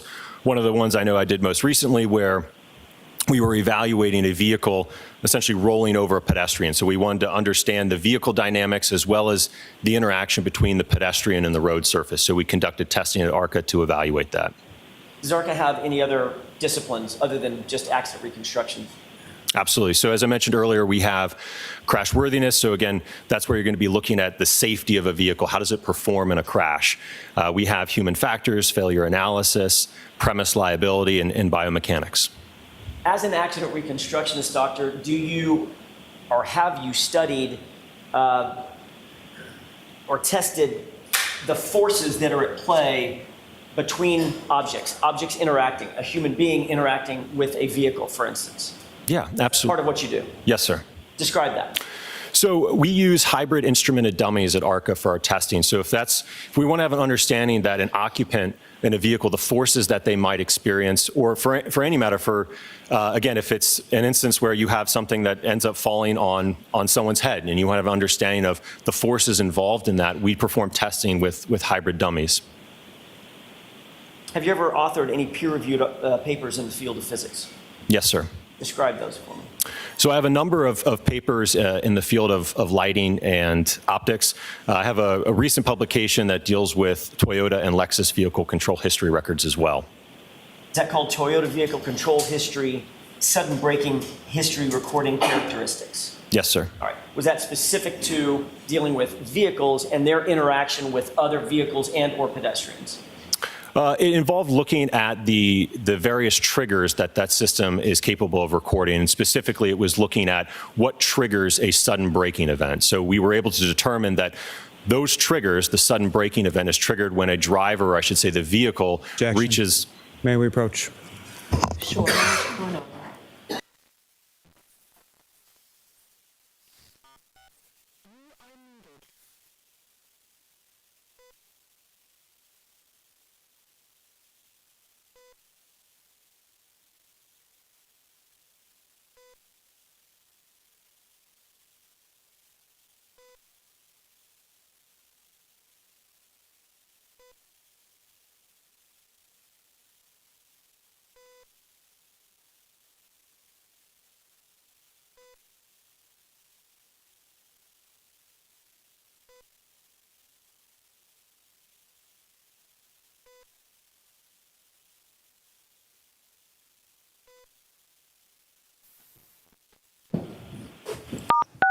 You are unmuted.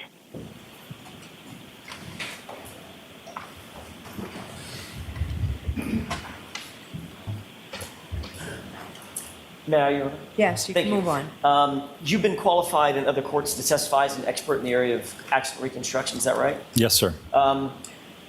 You were not hired by the defense in this case, correct?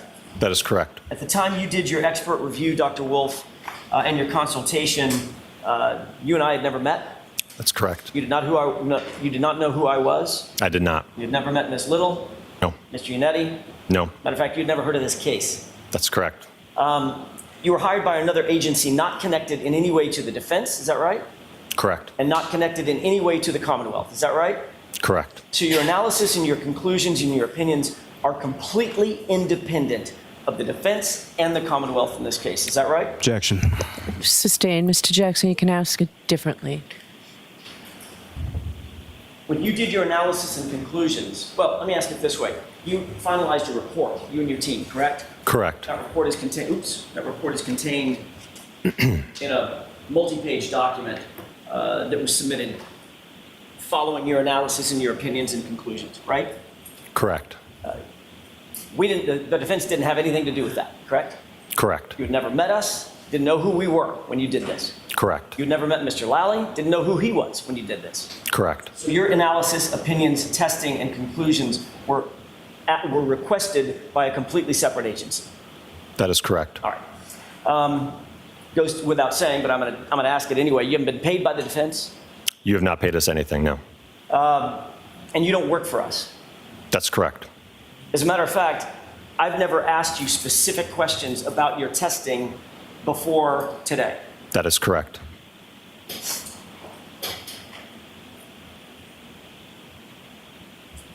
Your work product, the report that you provided, was provided both to the defense as well as the Commonwealth. Is that right? That's my understanding, yes. And you were equally available to both sides? In terms of them reaching out? Correct. Yes. And I called you ultimately after receiving your report, asked if you'd join us and testify, correct? That is correct. All right.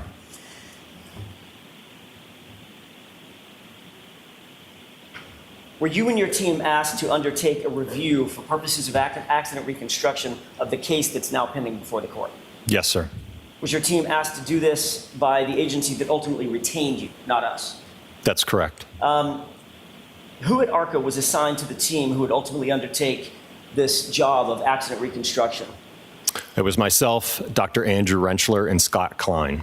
What was Dr. Rentschler's role in this case as it's distinguished from your role in the case? Certainly. So Dr. Rentschler is a biomechanical engineer, and ultimately he assessed whether or not there was a mechanism for the injuries of Mr. John O'Keefe. And what was your focus? If he's talking about the injuries to Mr. O'Keefe, what was your focus in your reconstruction and your analysis?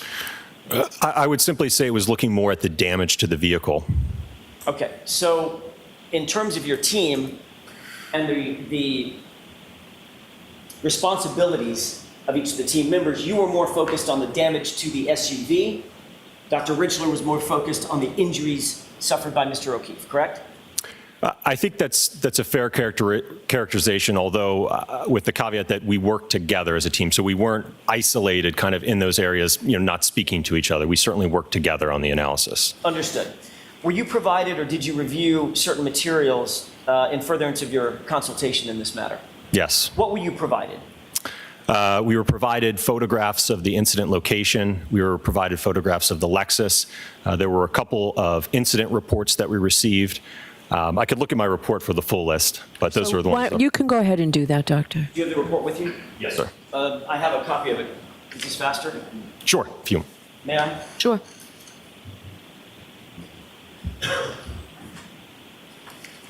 Thank you.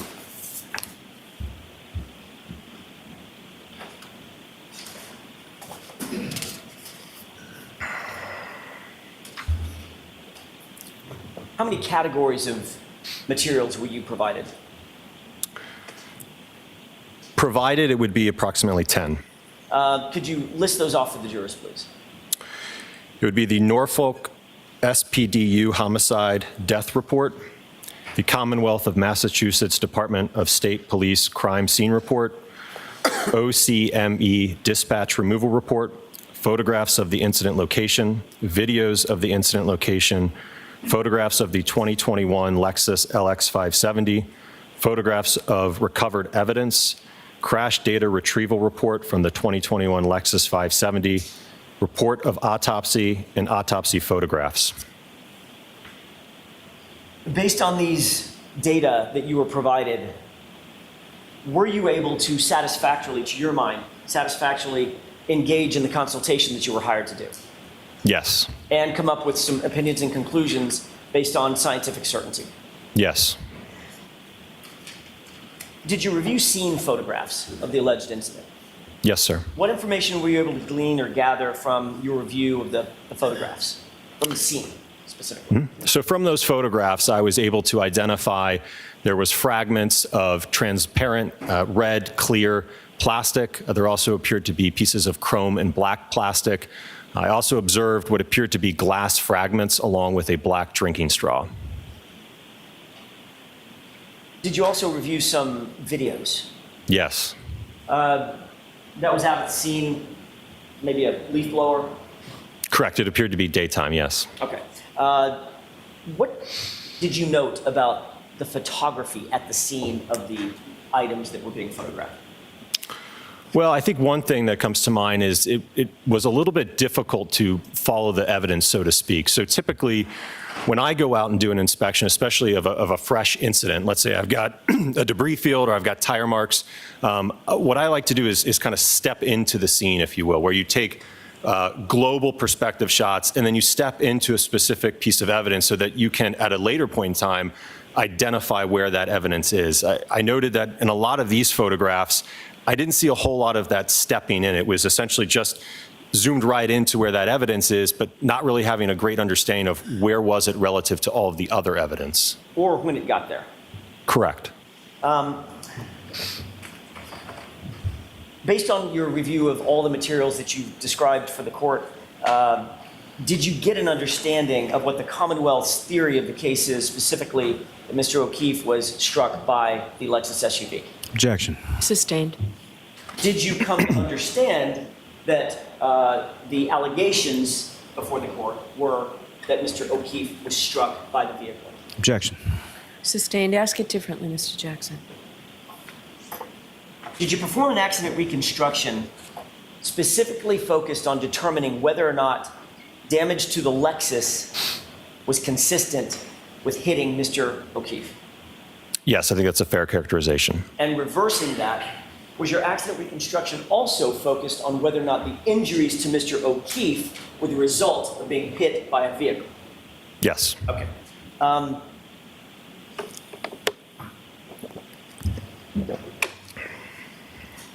During your analysis, did you note the damage to the vehicle? Yes, sir. Describe that, please. So the primary damage was to the right taillight. It appeared to be fractured with the majority of the lens cover, so that clear and red plastic covering missing from it. In addition to that, if you're looking at the back of the vehicle, to the left of that, in the area above there's also another tail lamp assembly on the lift gate. So above that assembly, there was a small dent along with some paint chips on the bumper, more so on the wraparound section as it kind of curves around to the right side of the vehicle. There appeared to be some superficial scratches as well in that area. Was there any other damage or deformation that you were able to glean from your review, the photogrammetry, damage to the Lexus, the bumpers, the panels, the quarter panel, the sheet metal, anything like that? No, the rest was remarkably intact.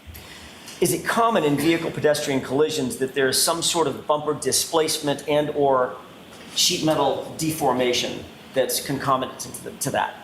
Absolutely. Assuming a pedestrian is positioned in a normal upright position, you certainly would expect to see damage to the bumper. In a lot of cases, what happens is, the bumper is just clipped on. So again, the force of that impact will oftentimes cause the bumper to kind of become unmounted or unclipped. You certainly could see deformation to body paneling, such as the lift gate or the quarter panel as well.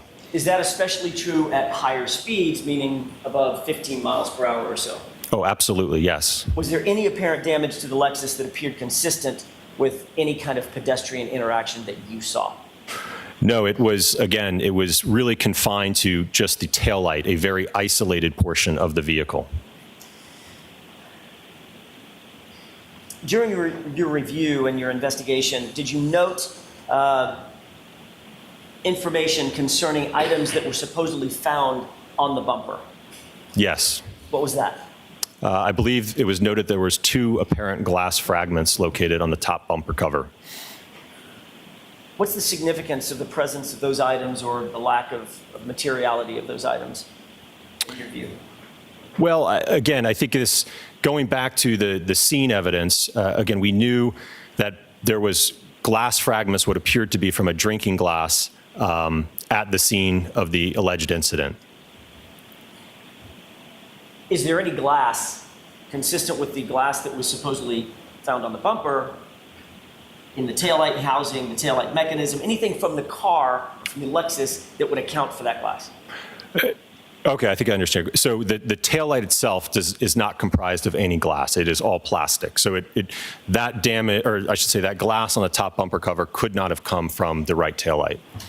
Now, based on your review of the information that was provided to you, did you undertake any testing of that vehicle? I'm sorry, any testing concerning the damage to the vehicle? Yes, sir. All right, can you describe what that testing was? So we performed, again, this is with Dr. Rentschler and I working together on this again. We performed projectile testing to the tail lamp with a drinking glass as well as a hybrid head form. Let's take those one at a time. How would you describe the drinking glass test? Certainly. So again, from our review of the evidence, we knew that we had an isolated portion of damage to Lexus confined to the taillight. So we know that we're dealing with potentially a small object that could have created that. Looking at, again, the evidence in terms of the scene photographs, we know that we have a damaged drinking glass at the scene in the vicinity of the fragments of the taillight. So the theory that Dr. Rentschler and I put forward is potentially an individual threw this drinking glass at the back of the Lexus, causing the taillight to fracture. I'm going to interrupt you right there. You and Dr. Rentschler formed that theory and wanted to test that theory, correct? Yes. You were not told that theory by the defense because you'd never met us. Correct.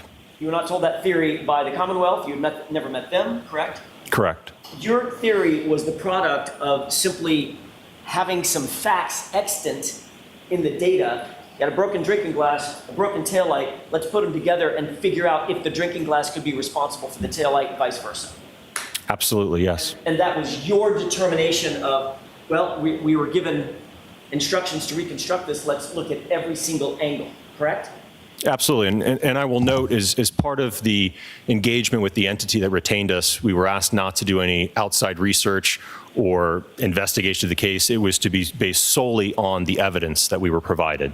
Okay. As a matter of fact, and importantly, while you were doing your testing, had you ever even heard of the Karen Reed case? No. So, getting back to that testing, and I interrupted your flow, you were looking at whether or not the glass could have produced the damage to the rear taillight that you saw, correct? Correct. And what did you do in furtherance of making a determination about whether or not that was possible? Certainly. So myself and one of our lab technicians at ARCA, we designed and developed a pressurized air cannon. So it was capable of firing a projectile such as a drinking glass at the taillight. So it essentially, you can think of it kind of as a giant cannon, but it had a barrel, and then there was a valve that would open rapidly, and directly behind that was a pressurized vessel. And depending on the pressure, the PSI of that vessel, would determine essentially the speed at which that glass would be projected into the taillight. So you literally built a cannon? Yeah, it's pretty awesome. Pretty cool job. Tell me what the results of your testing was with this pneumatic cannon that would fire the drinking glass. Certainly. So we performed 2 different tests in terms of speeds. The target speeds were 30 and 40 miles per hour. Why was that? Well, so with consultation with Dr. Rentschler, he indicated that that is a reasonable speed at which an adult male or an individual, for that matter, could throw a drinking glass at the taillight. Had anybody up to that point, anybody, told you any specific, let me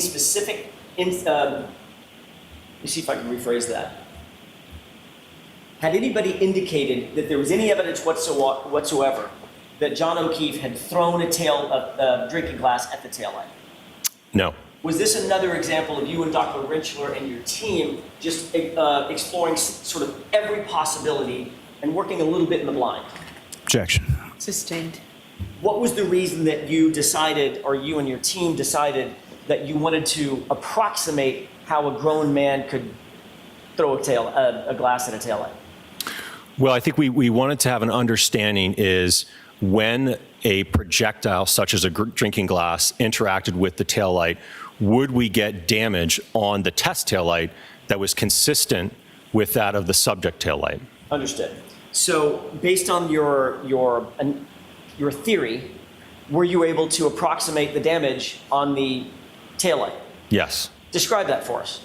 So as I mentioned, we ran 2 tests. The target speeds were at 30 and 40 miles per hour. And there was a little bit of variability in terms of what our target was and what we actually achieved. So the achieved speeds were at 31 miles per hour and 37 miles per hour. So there's just depending on how the glass leaves the barrel and some of the rotation can affect some of the speed or ultimately the end result speed to that. So what I will say, though, is that with the 37 mile per hour projectile into the taillight, we noted and observed that there was damage that was consistent with that of the subject tail lamp, and that the test tail lamp had the majority of the outer lens fractured and missing, broken into pieces, as well as some underlying damage to some of the internal components as well.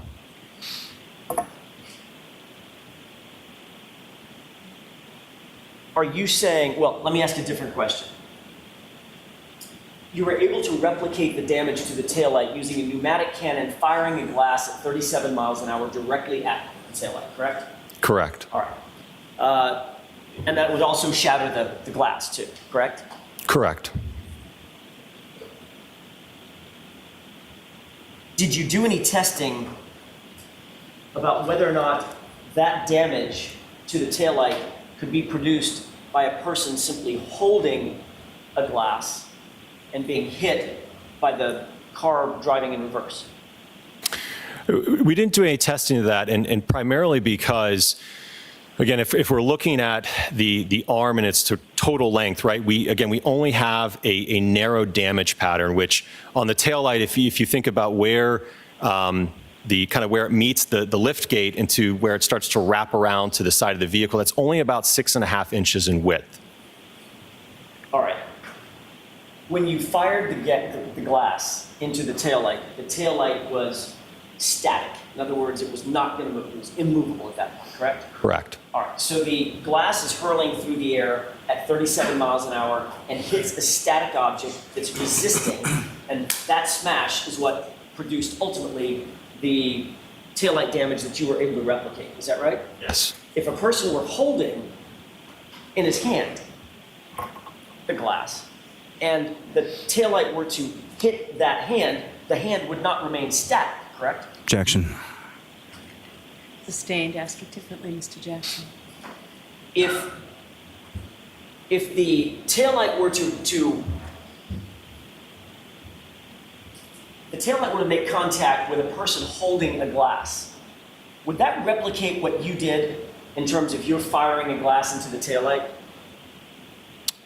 In other words, are they apples and apples? No, I don't think it would be the same. Okay. Why is that? Well, as I mentioned earlier, again, the damage to the back of the Lexus, again, is confined to just that roughly, again, when we're talking about the taillight itself, that 6.5-inch section in width. Right. So it's inconsistent with the total length of the arm, and certainly from discussion with Dr. Rentschler, inconsistent with the injuries to the arm. So given everything in your investigation was revealed concerning this testing, are you saying that the taillight was damaged by John O'Keefe holding a drinking glass that was hit by an SUV? Objection. Sustained. In all the information that you were provided, you were not provided anything that suggested that John O'Keefe threw a glass at the taillight. Right? Objection. Sustained. Their approach. Yeah, it's just, yes.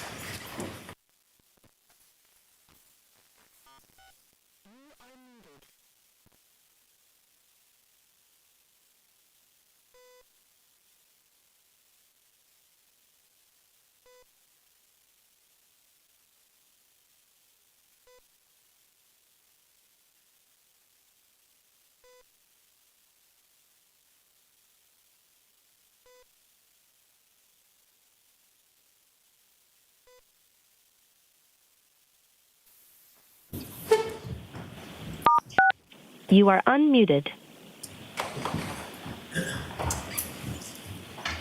May I? Yes. Thank you. What information, if any, were you provided that suggested that John O'Keefe threw a glass at the taillight? No information. What information, if any, were you provided that suggested that John O'Keefe may have had a pneumatic cannon with him that night? I'm not aware of any information regarding that. All right.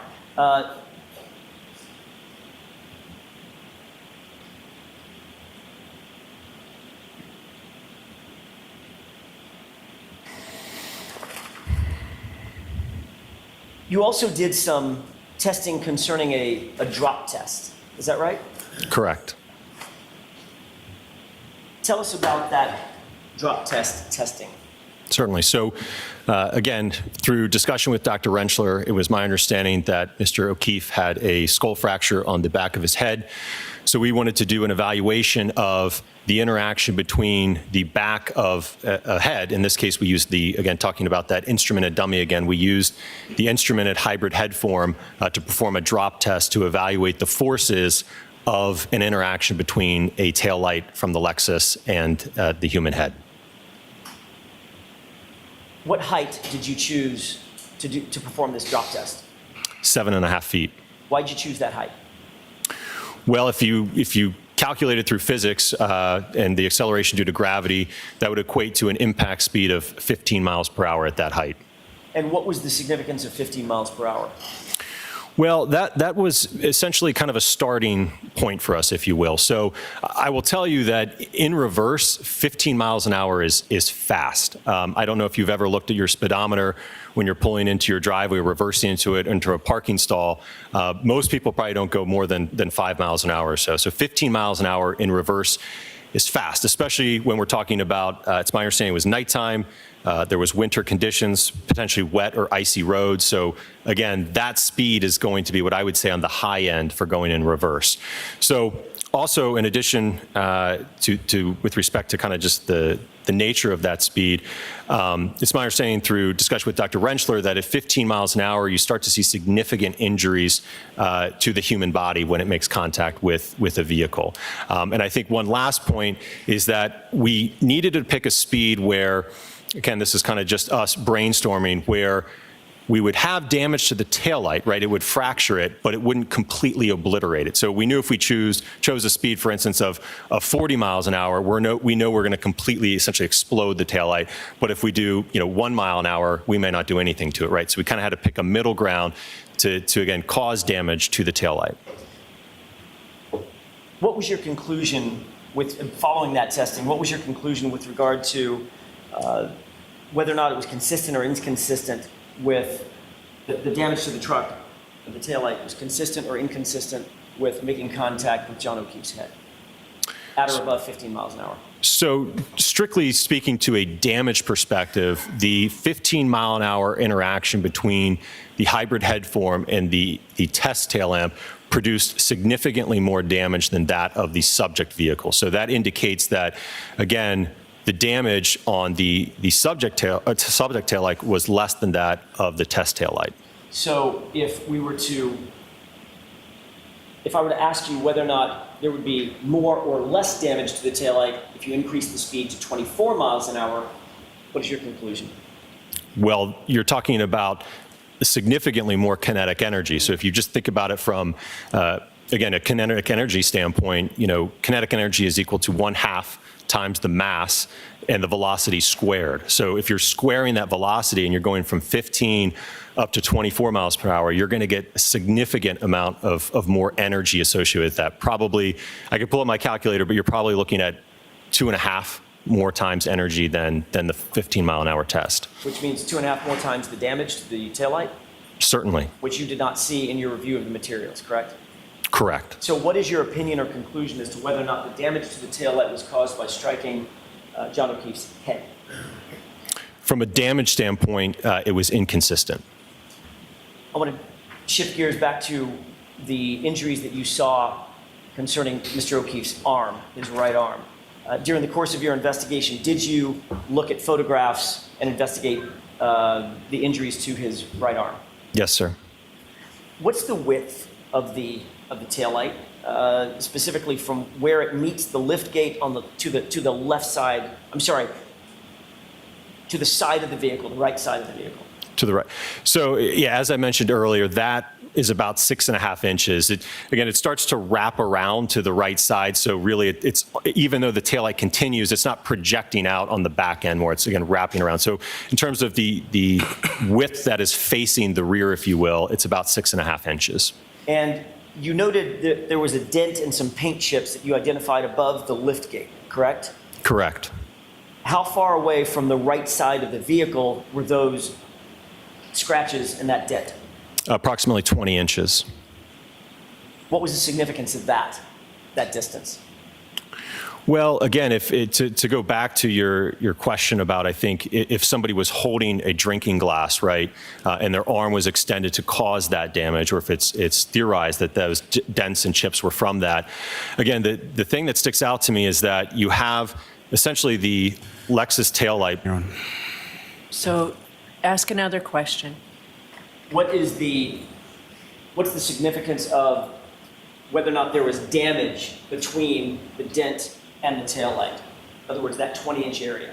Was it dented? Was it harmed in any way?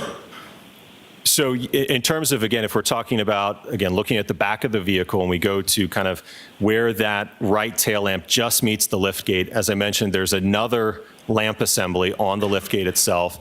There's also a chrome trim piece above that, and then certainly the body paneling to the lift gate itself. And I think what stood out to me is that between that dent and the fractured taillight, there was no observable damage to that area, which I would have expected had an arm been positioned there.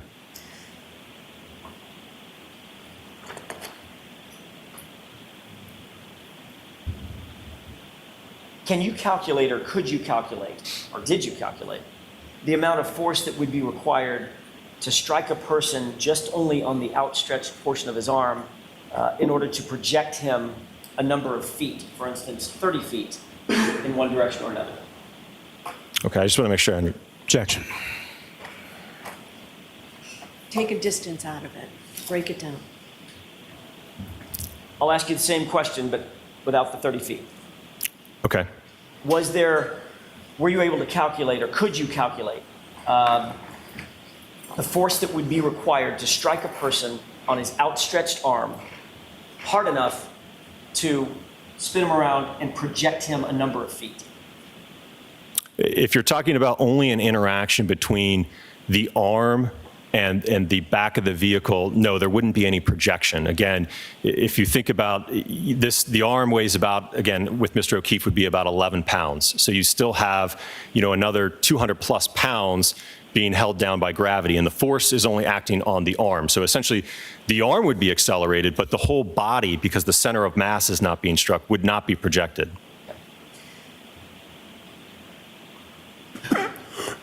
Is the absence of the damage that you described, the absence of damage that you described between the dent and the rest of the vehicle, with the exception of the taillight, is that consistent or inconsistent with striking an outstretched arm of a human being? Objection. I'll allow that. That would be inconsistent, in my opinion.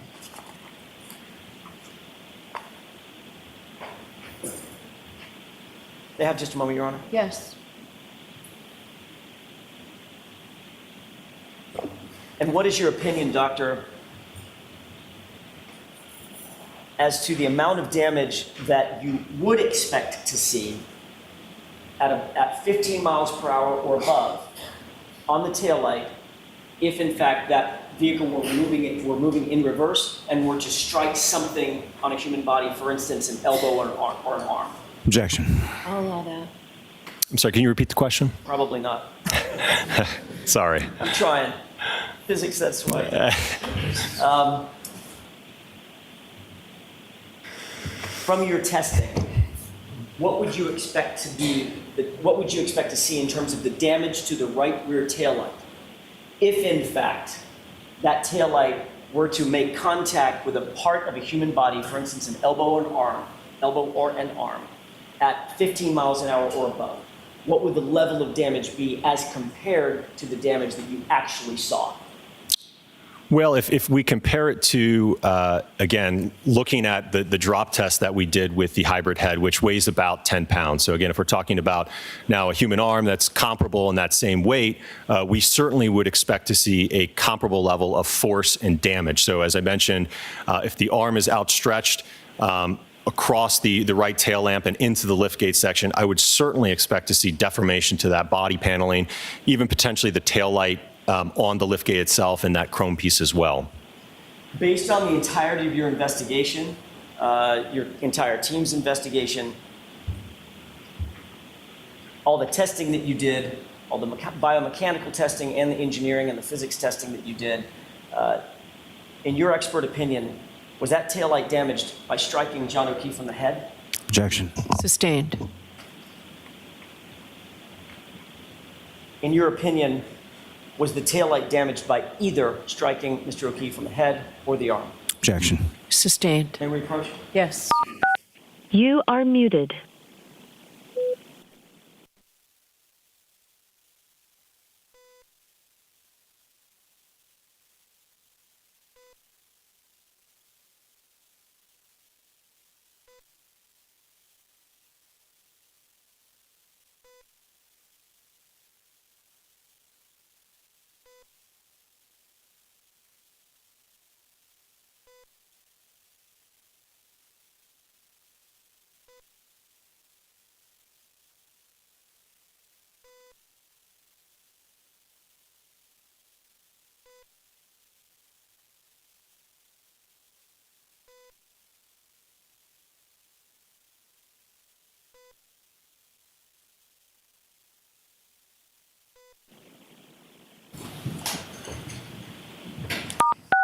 You are unmuted. May I, Your Honor? Yes. Last question, Doctor. In your expert opinion, based on all your testing, is the damage to the taillight that you saw consistent with striking a human head? No. In your expert opinion, is the damage to the taillight consistent with striking a human arm? No. Thank you. That's all I have. All right, jurors, we will take our morning recess. All rise for the court, please. You are muted.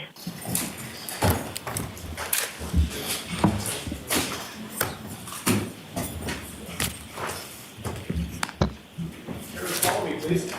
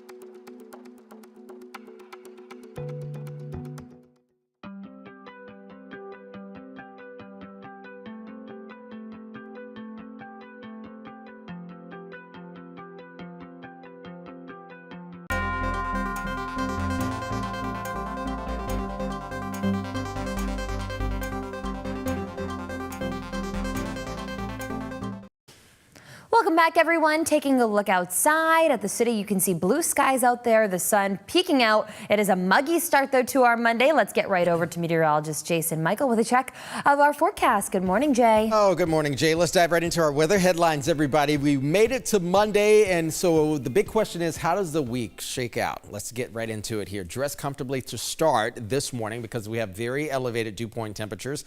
Also, we have a lot of humidity levels that will likely kind of go away a little bit, at least trim back down and then begin to climb yet again by the time we get to midweek. But we're still going to keep that spot shower chance across the board later on this afternoon, roughly about a 20 to 30% chance. Midweek heat is also returning. We're going to be climbing towards the upper 80s tomorrow and almost near 90 degrees on Wednesday. But plenty of 70s and 80s east of the Mississippi, and even stretching into the mid-Atlantic. But the bullseye is still in the central portion of the U.S., with nearly 50 million Americans dealing with another day of heat-related alerts. Relief will be on the way for us. There's our spot shower chance wrapping around the backside of that area of low pressure. But the cold front will be sliding across the Atlantic coast and moving on out of here around midday today. So that west-southwest wind that we see outside right now, at least we're experiencing outside, becomes a northwest wind later on this afternoon, and that's what's likely going to take that humidity level on out with it. So plenty of 60s and 70s in terms of dew point temperatures, just the range of how we measure the moisture in the atmosphere. Look at that, just flipped over to 72 degrees.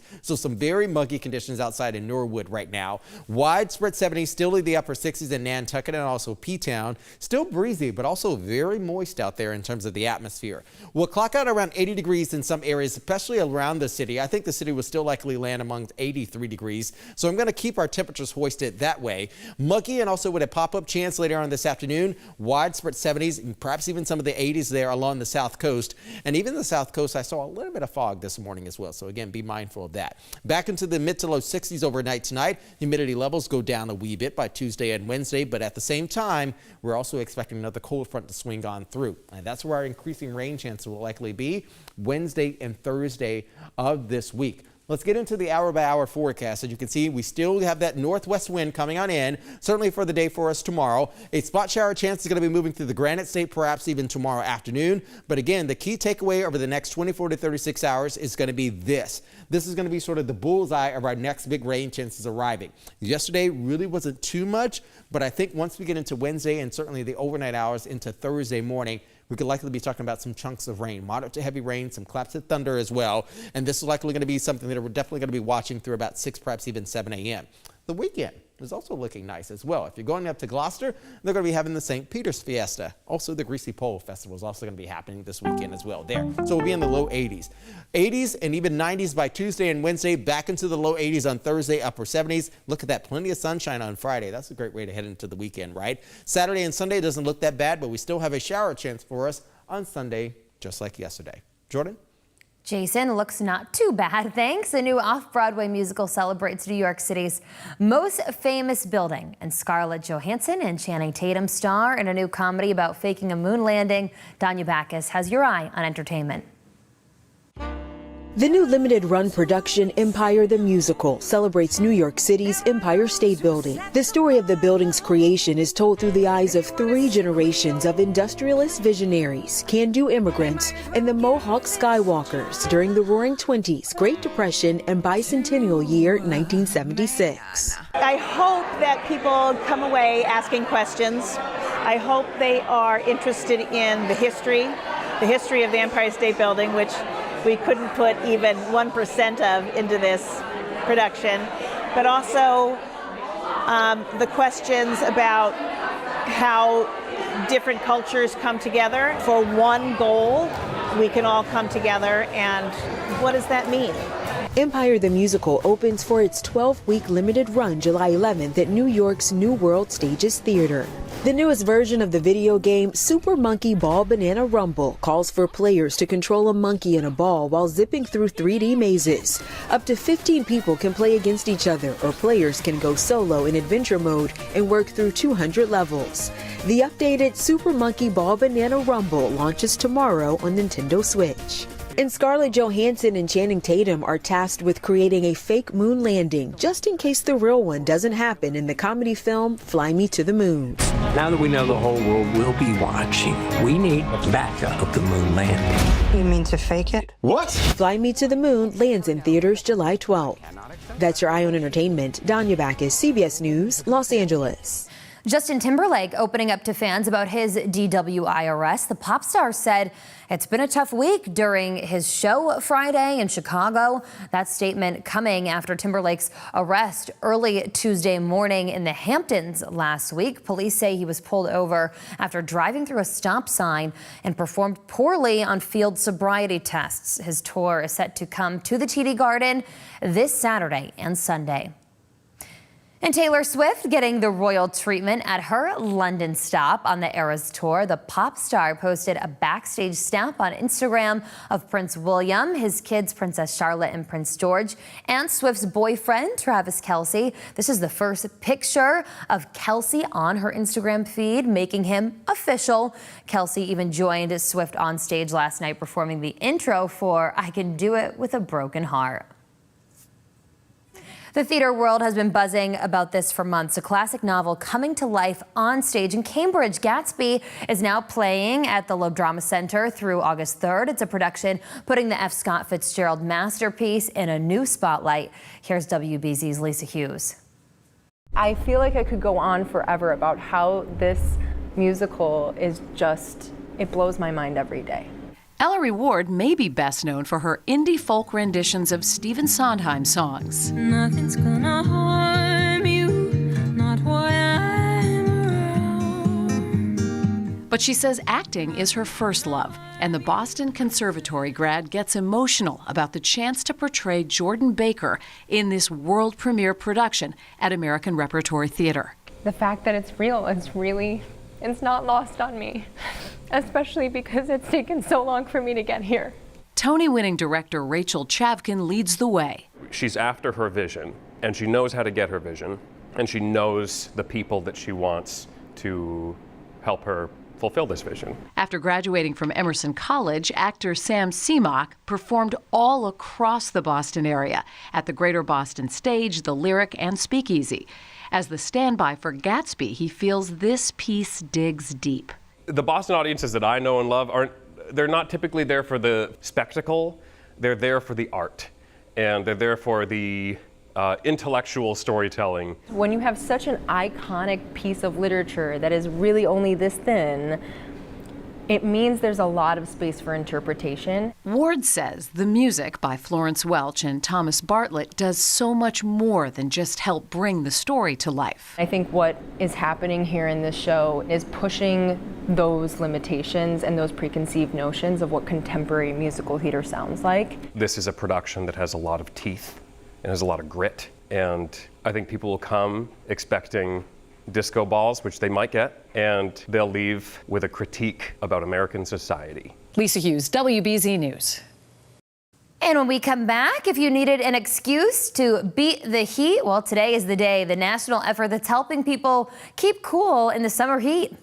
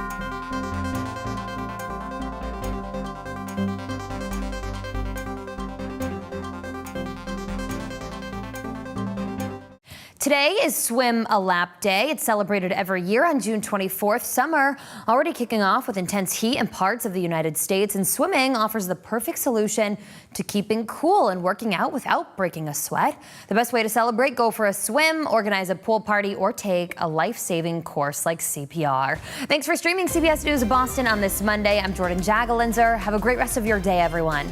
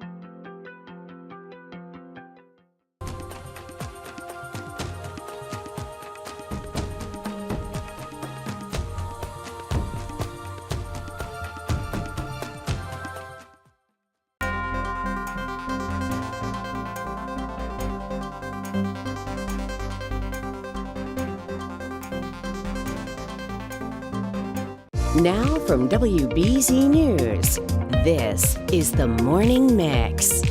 Good Monday morning, everyone. Welcome into the Morning Mix. I'm Jordan Jagalinzer. And I'm Chris Tanaka. We're welcoming a chef from a new restaurant opening in the Back Bay that's got a certain vibe to it. We'll also discuss a new historic portrait gallery in the city. Yeah. A vigil is being held today for an MIT student hit and killed in a bicycle crash in Cambridge. And there are now renewed calls to really address rider safety on the streets. Min T. Win was biking through Cambridge at the intersection of Hampshire and Portland Streets Friday morning. According to the Middlesex District Attorney's Office, a box truck was turning onto Portland Street. That's when it collided with the student. Cambridge does participate in Vision Zero. This is a program that aims to reduce roadway fatalities in a number of ways, implementing 20-mile-per-hour speed limits, prohibiting right turns at red lights, and improving bike lanes. Now, this includes a project along Hampshire Street, which was just completed in the last few months. Still, Cambridge Bike Safety Group volunteer Christopher Casa says pedestrian islands to slow drivers and increase visibility at intersections could help. I think there's been a lot of really amazing work that's been done recently in terms of helping improve the safety of the bike lanes. That's been so critically important and valuable. We've seen that it actually does improve the safety of people biking and walking through the city, but there's more to do, and we need to push the city to move more aggressively on all that work. Yeah, the police investigation is ongoing. Still not clear if that box truck driver will face any charges. The first presidential debate of 2024 now just 3 days away. Both candidates are preparing in very different ways. Former President Donald Trump hit the campaign trail this weekend, including a stop in Washington, D.C. He told supporters he's not sure how he should react during the debate. Should I be tough and nasty and just say you're the worst president in history? Or should I be nice and calm and let him speak? President Biden is preparing for the debate at Camp David with a team of current and former advisors. The president is holding mock debate sessions led by former Chief of Staff Ron Klain. Well, there is more tension between the U.S. and Israel. Prime Minister Benjamin Netanyahu doubling down on last week's claims that the United States is withholding weapons from the Israeli Defense Forces. The Biden administration denies that. The White House secretary says they don't know what Netanyahu is talking about. Now, a source tells CBS the U.S. will not continue to respond to these statements. The prime minister is actually set to visit Washington next month and address Congress for the first time in nearly a decade. More disruptions are planned along the Orange Line this week. Starting today, service between North Station and Wellington is suspended until Sunday. Riders can take free shuttle buses between stops. They're also encouraged to use the Haverhill commuter rail line, which will also be free between Oak Grove, Malden, and North Station. Service is suspended so the MBTA can make improvements and necessary repairs. This is one of those stories you hate to hear. Boston firefighters' personal cars were damaged during the Celtics victory parade. The union president shared these pictures of the vandalism, asking the public to help find the people who are responsible. The firefighters' cars were parked at the firehouse when it happened. Boston police, they say, yeah, they are now investigating. Federal prosecutors are recommending that the Justice Department file criminal charges against Boeing in May. Federal prosecutors said Boeing had violated an agreement made following two deadly 737 MAX crashes in 2018 and 2019. The deal required Boeing to pay a $2.5 billion settlement and make some organizational changes or risk facing a fraud conspiracy charge. Boeing says they have followed the terms of the agreement. The company has faced a number of safety accusations since. The Justice Department has until July 7th to make a decision. Well, some climate protesters are under arrest after they disrupted the PGA Championship event in Connecticut. They ran onto the course yesterday as Scotty Scheffler was on the 18th hole. You can see they had smoke bombs, had that powder that they threw on the grass. This is all as players were preparing to play the final hole. The protesters were tackled by security and arrested, and the event, well, it did finish. It was delayed by about 5 minutes. Hundreds of local kids.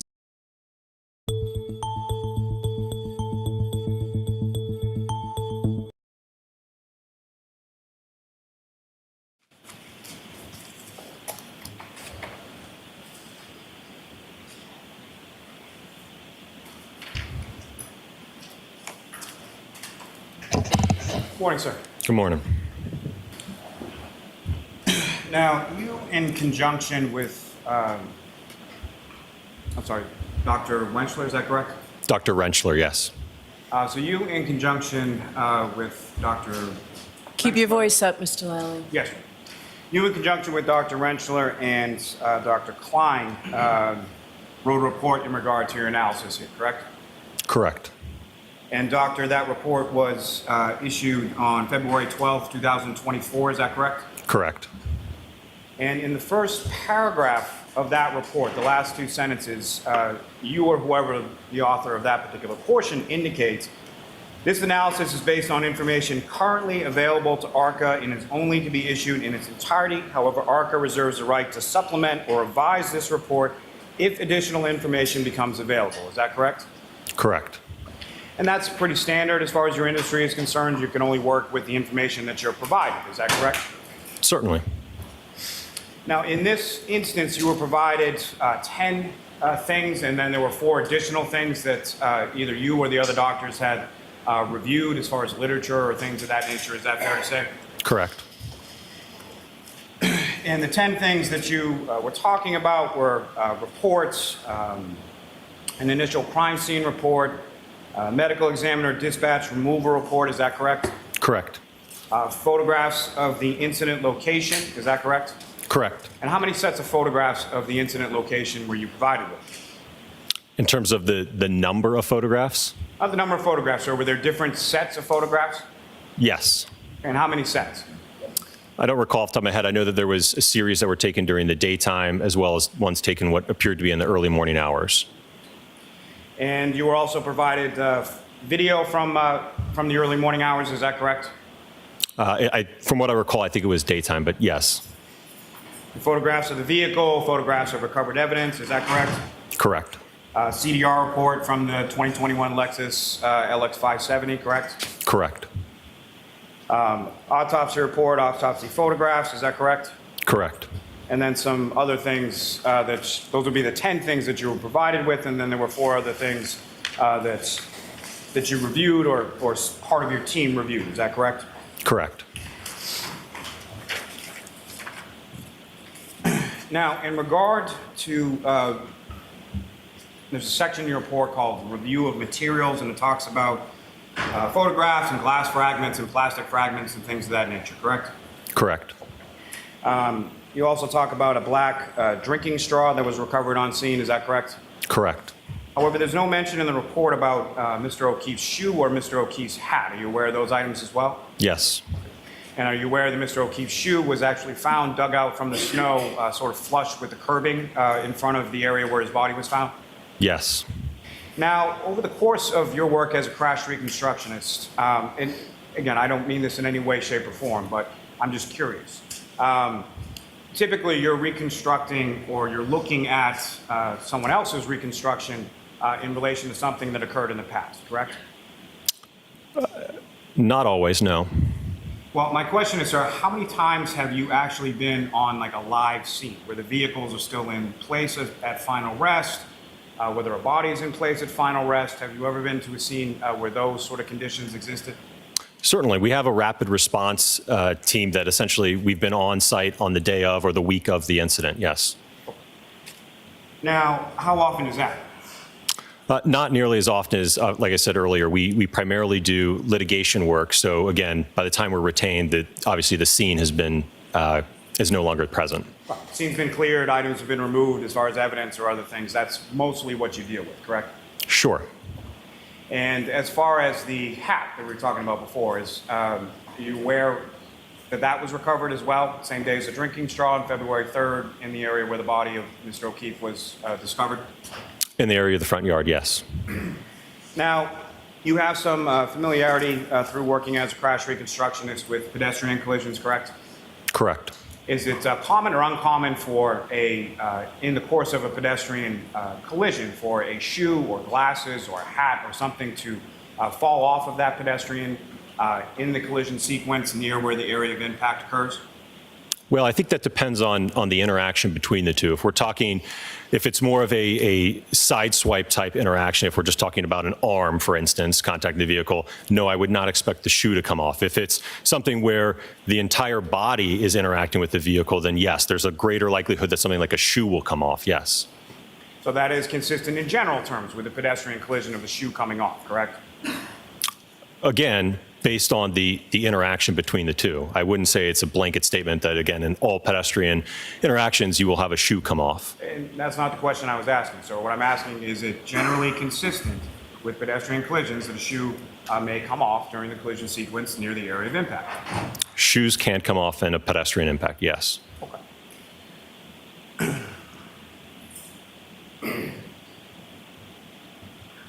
Now, again, you were testifying earlier about the damage to the Lexus being isolated in the area of the taillight, correct? Correct. And that was based on the information that you were provided, correct? Correct. Now, with respect to any of the materials that you were provided, was there anything in the materials that you were provided that indicated that just the arm or an outstretched arm of Mr. O'Keefe interacted with the vehicle? No. And based on your review of any of the materials that you were provided, was there any information stating that Mr. O'Keefe had been struck in the back of the head by the taillight assembly of the Lexus? No. And based on any of the materials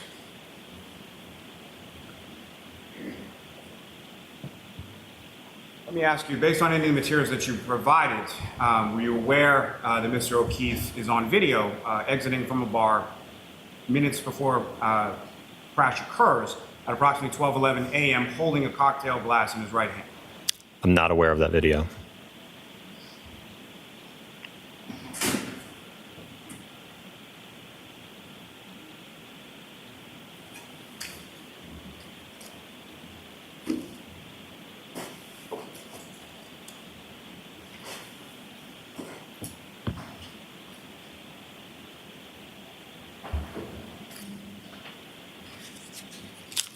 Now, other than the materials that we just went over, as far as the 10 things that you were provided, you weren't provided anything else, is that correct? That would be correct. And so sort of the questions that you endeavored to answer, those were questions that you didn't note from any of the materials that you were provided, is that correct? If I understand your question correctly, there was nothing in the material that indicated the questions we were to answer, if that's what your question was. That is my question. So there was nothing in there, is that correct?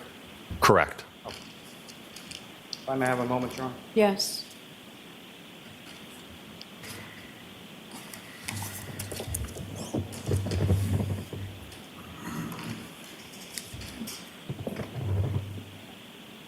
You talked a bit about, you have some extensive background in human factors, correct? Correct. And as far as visibility, in particular, have you ever conducted a visibility analysis? Absolutely, hundreds of times. And you talked a little bit about conspicuity, is that correct? Yes. And part of conspicuity, at least one of the factors, would be a reasonable expectation of, in particular when you're talking about a pedestrian collision. Part of the conspicuity factors would include sort of a reasonable expectation that a pedestrian would be in the path of the vehicle. Is that fair to say? I don't understand your question. Sure. When you're talking about conspicuity or visibility analysis, in particular, you're talking about something called PRT, or perception reaction time, correct? Well, that occurs after recognition. So first, a driver has to recognize that there's a pedestrian there before they can actually respond to it. So once they've recognized the pedestrian, then you start the perception response time where, again, the driver has identified what the hazard is. They're making a decision about what to do. They might be moving their foot from the accelerator pedal to the brake pedal. So again, kind of that's the action or the time frame in which the driver is undergoing action to potentially mitigate the collision. And perception reaction time, that's a pretty commonly used industry sort of standard as far as crash reconstruction goes, correct? Well, I would say that it's used in the field of accident reconstruction, but as I mentioned earlier in my testimony, there isn't a blanket number in terms of perception response time. As I mentioned, it's based upon the hazard that the driver is presented with. Again, if you've got a pedestrian crossing the roadway, that's going to be one particular perception response time based upon studies and naturalistic data versus a driver suddenly stopping in front of you, right? It's not the same perception response time in every scenario. No, understood. And there's different variables that may affect that as far as someone's age, as far as the lighting that's available, other things. Is that correct? Sure. And one of those things might be the reasonable expectation of a pedestrian being present in the roadway as you're driving along, correct? Expectancy can play a role, yes. In expectancy, what we're talking about is sort of the disparity or the difference between driving along a country road where there's no houses for miles and miles versus an urban area where there's crosswalks every 15 feet, correct? Sure. Okay. Now, in that expectation of privacy, how high would that be if we're talking about a pedestrian that actually exited from the vehicle that then strikes? I don't understand your question. Let me ask you this. If the operator of the vehicle has a passenger who then exits the vehicle and goes towards the back, would there be a high reasonable expectation that the pedestrian would be located in that area? I don't know if I would classify it as high. What would you classify it as? I honestly don't know that I have a classification to it. Now, you never looked at the defendant's vehicle in this case, correct? Correct. Are you aware that the defendant's vehicle is still in police custody and available for inspection? I'm not aware of that. Okay. Did you ever ask to look at the defendant's vehicle? No.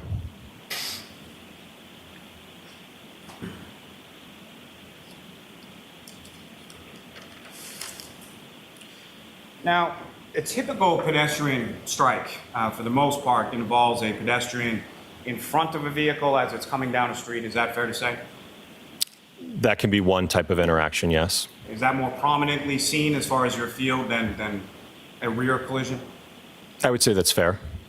And there are various types of sort of interactions that the pedestrian can have with the vehicle in order to cause and sort of sustain injuries. Is that fair to say?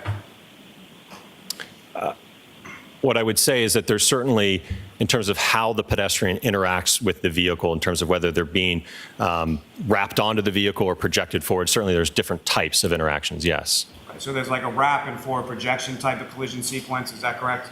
Those are two common, yes. There's also something called a fender vault, is that correct? Correct. And sort of how or where that pedestrian is positioned with relation to the vehicle is somehow or somewhat determinative of the injury sustained. Is that correct? It can be, yes. Obviously, you're going to see different injuries if someone fender vaults and goes over the top of the vehicle versus someone who is projected forward from the collision sequence with the front of the vehicle. Just to clarify, again, in this matter, I was not assessing injuries. That was Dr. Rentschler. I don't have an opinion. What I'm saying is based on your experience, though, that you understand that there's a difference in the injuries that you might expect based on the type of interaction that a pedestrian has with a vehicle. Yes.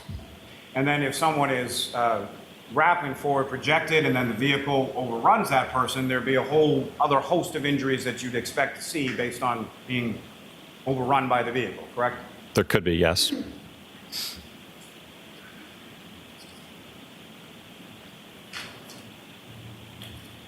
Now, the testing that you did with respect, these are essentially experiments that you're doing, correct? That's fair, yes. And am I correct in saying that in scientific experiments or in the world of scientific experiments, there are certain things called variables that you're trying to account for? Is that correct? I would say that's fair, yes. And essentially what you're trying to do is control as many of those variables as you can in order to best replicate whatever the conditions were at the time that what you're testing to see actually occurred. Is that correct? Correct. Now, what, if anything, did you do to control variables in relation to temperature? So one of the things we did with all of the tail lamp assemblies that we tested is that we preconditioned them to approximately 28 degrees so that they had reached a steady state temperature before we subjected them to the impact testing. And where in your report does it say that? I don't believe that's explicitly stated. Is it implicitly stated anywhere in your report? Again, as I'm telling you, that's part of what we did for the testing. I understand that's what your testimony is, but you wrote a report, correct? Right, and I don't know that I detailed every single part of the test. Again, we summarized it. Understood. So what did you do to control any variable as far as wind? Well, when you're talking about a projectile such as a glass, again, that's being projected at 37 miles per hour, again, there would be probably minimal effects in terms of the wind. Even if there was a blizzard going on? Again, what we're going after here is ultimately conducting a test such that the drinking glass arrived at the location of the taillight. So if you're trying to say that, okay, he threw it this way and the wind blew it towards the taillight, sure, that could be a possibility. And sir, I'm not trying to say anything. I'm just asking, are you aware that there was a blizzard and that there were wind gusts up to 37 miles per hour during the time that this collision occurred, and that's not accounted for in your test? Objection. Were you aware of that, sir? I'm aware that there was inclement weather at the time, yes. Now, with respect to what type of glass did you use? So we used a rocks drinking glass, so that's a glass that has a thicker base and a shallower sidewall. And so what I'm asking, sir, was it cocktail glass, was it pint glass? What kind of drinking glass are we talking? A rocks drinking glass. And how tall is that rocks drinking glass that you used? If I had to estimate, I think it was about 3 or 4 inches tall, probably. And the thickness, did you measure that as far as the thickness of the bottom of the glass? No. Was the thickness of the bottom of the glass thicker or more thick or less thick than the top of the glass? Are you talking about this in comparison to the sidewall of the glass? Talking about in comparison to itself. So you have a glass, this rocks glass. Was the bottom thicker or the top thicker? The sidewall would be taller, if you will, than the base.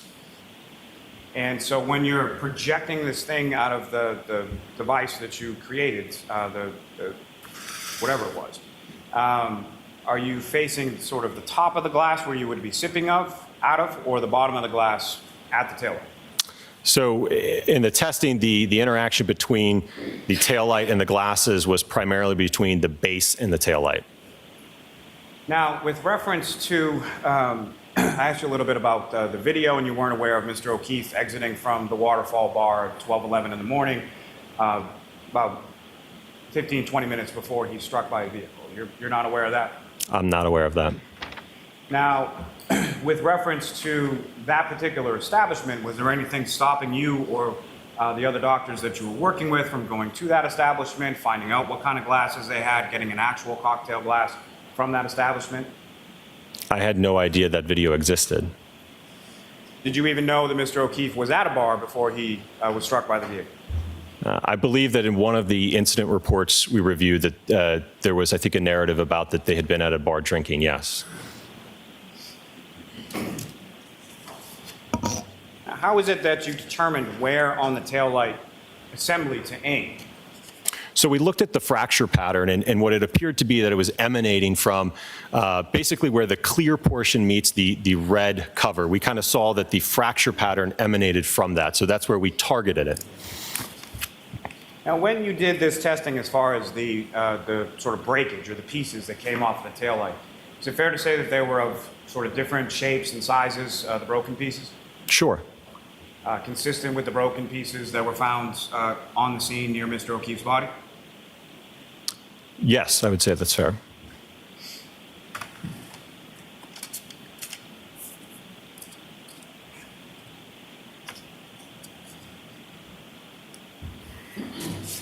Now, I know you may not be the person for this, but just as far as your reviewed some of the autopsy report, medical findings in regard to Mr. O'Keefe, correct? Correct. And the injuries to Mr. O'Keefe were primarily on the right side of his body, correct? Correct. So there were injuries to his right arm and forearm, elbow area, correct? Correct. There was bruising to his right hand, do you recall that? Yes. There was an abrasion to the outside or the posterior of his right leg near his knee, do you recall that? I don't know that I recall that off the top of my head. And do you recall sort of the skull fracture or the laceration that immediately outside of the skull fracture was on sort of the right back of his head? Yes.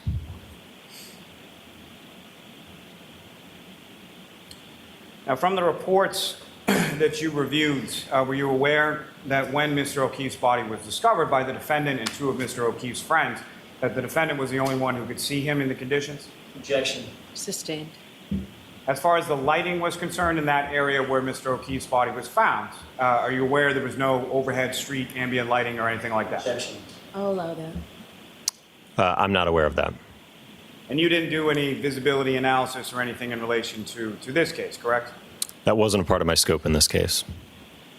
Well, as far as part of your scope, did you define that you indicated earlier that there were questions that you didn't find in the materials that you asked and conducted experiments to prove or disprove, correct?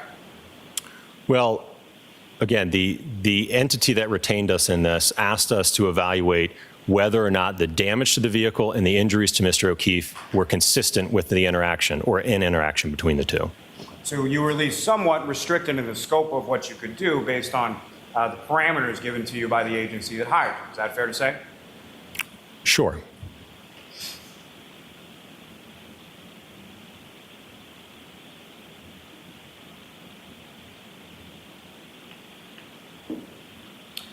Now, as far as any statements by the defendant to investigating troopers either that afternoon or that morning when Mr. O'Keefe's body was discovered, were you familiar with any of those? Objection.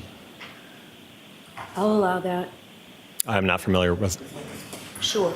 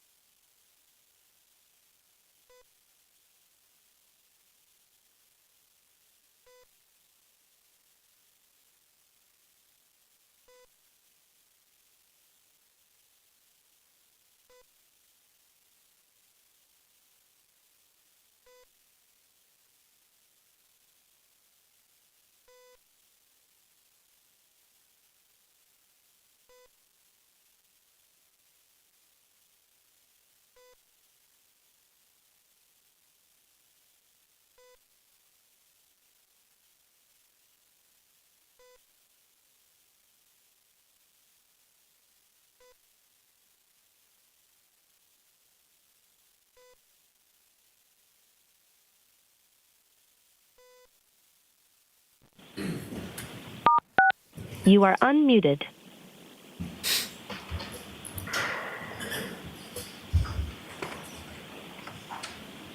So, Doctor, with regard to the defendant's statements, at any point were you did you review materials, or were you made aware that the defendant said to multiple people on scene, "I hit him, I hit him, I hit him, I hit him"? I'm not aware of that.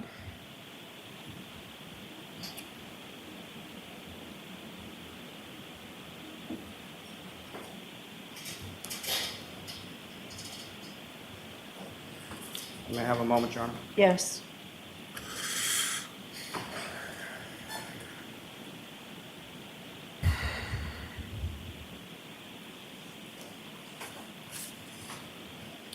Now, within the report that you and the other doctors submitted,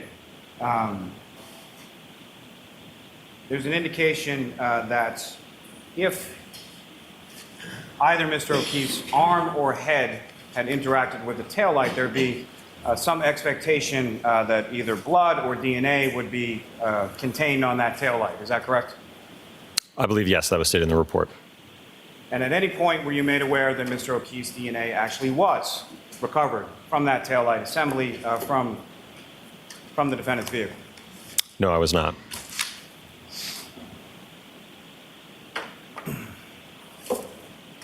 Now, as far as forensic reports, what, if anything, were you provided in reference to that, other than the initial crime scene report? Are you talking about specific to the scene or forensic reports to the body? Forensic reports specific to the evidence that was recovered from the scene and from the defendant's vehicle. Only what would be listed in the report.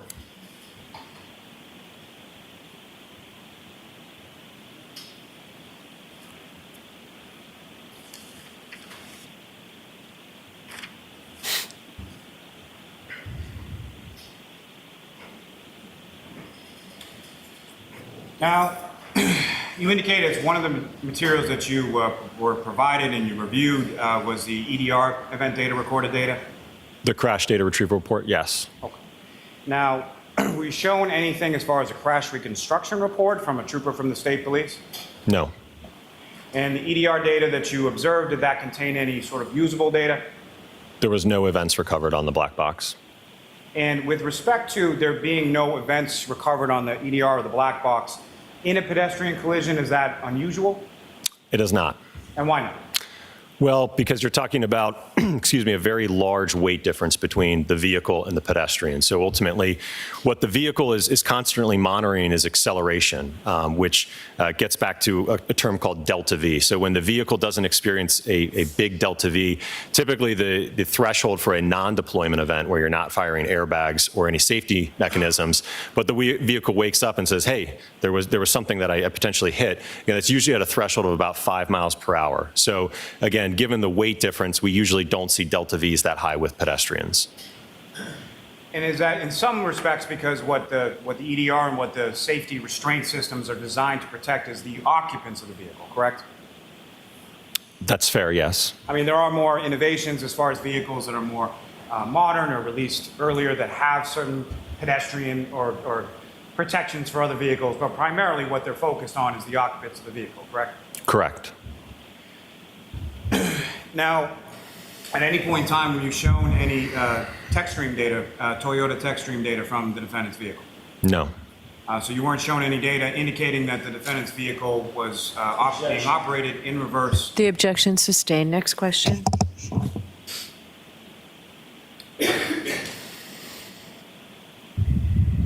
So with regard to the defendant's statements, were you also not told that the defendant told several people that she had just gotten into a fight with Mr. O'Keefe right before she dropped him off at 34 Fairview Road? So that's sustained.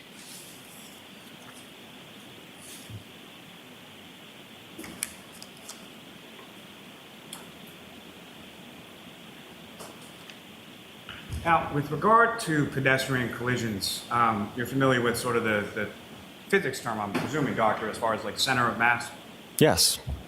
And what kind of role does a center of mass for a pedestrian play in relation to the center of mass of a vehicle as far as how the two interact? Well, it depends, again, on the vehicle structure And again, when you're talking about where's the hood height, the bumper height, and the CG, or the center of gravity of the pedestrian, that, again, will kind of dictate how they interact with the, between the vehicle and the pedestrian. Now, typically, the typical pedestrian collision, again, that we were speaking about before, is in relation to a pedestrian struck by the front of a vehicle, correct? Correct. And so in a typical pedestrian collision, that involves more of an assumption of the velocity of the striking vehicle than you would see occur in sort of a side swipe. Is that correct? I'm sorry, can you repeat the question? Sure. In a typical pedestrian collision, that would involve more of an assumption of the velocity of the striking vehicle by the pedestrian than you would see in a typical side swipe collision. Is that correct? If I understand your question correctly, yes. If the vehicle is striking the center of gravity of a pedestrian as opposed to just, for instance, a limb, yes, the center of gravity or the body will be accelerated up to that speed. Now, with respect to the defendant's vehicle, again, you never actually looked at the defendant's vehicle, is that correct? It wasn't necessary. And did you look at the actual taillight housing from the defendant's vehicle?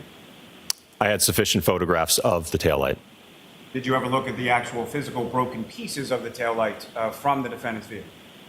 Again, I had sufficient photographs that documented the fragments and pieced them together. And you're aware, at least, that the fragments that were recovered on scene were then sort of put back together and overlaid over the taillight housing that was taken from the defendant's vehicle? Yes. And through any of the pictures of the photos that you observed, did you ever see a piece of metal protruding underneath the broken and shattered plastic pieces from the taillight? I believe it was a plastic chrome piece.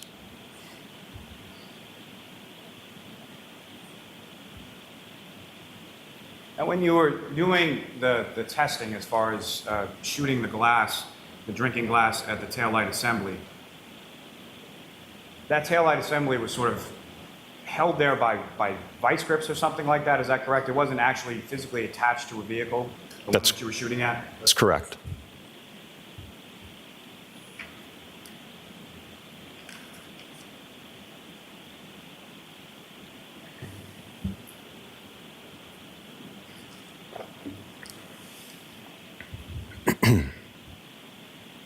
Now, as far as that, you're familiar with, there was a piece of a broken drinking glass that was recovered from the same area of where Mr. O'Keefe was found, is that correct?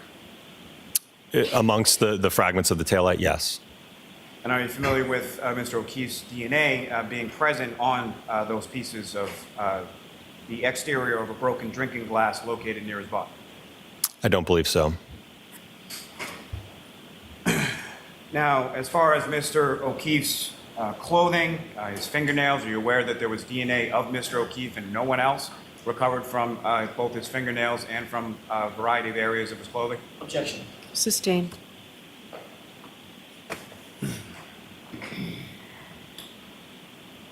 Now, from the crime scene report that you reviewed, are you aware that there was human hair that was located on the right rear quarter panel near the dent that you were talking about? Objection.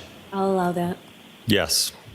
Are you familiar or are you aware that subsequent mitochondrial DNA testing found that the mitochondrial DNA profile for that hair was consistent to a probability of 99.895% with the mitochondrial DNA profile of Mr. O'Keefe?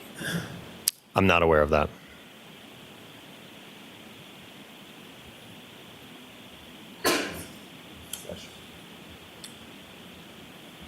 Now, were you also aware that the broken drinking glass with Mr. O'Keefe's DNA on it was found to be consistent with the broken drinking glass pieces that were found in the street? Objection. I'll allow that. Can you repeat the question? Sure. Were you aware that the pieces from the exterior of the broken drinking glass found near Mr. O'Keefe's body with his DNA on it were then found to be consistent with pieces of broken drinking glass that were located in the street of 34 Fairview Road? Yes.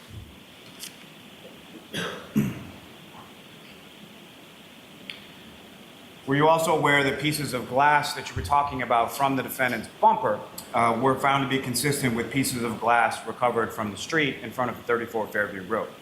Yes. Were you aware that there were microscopic pieces of red and clear plastic, about a 1/16 of an inch by a 1/16 of an inch, that were recovered from Mr. O'Keefe's clothing that were then found to be consistent with the tail light? No, I don't believe so.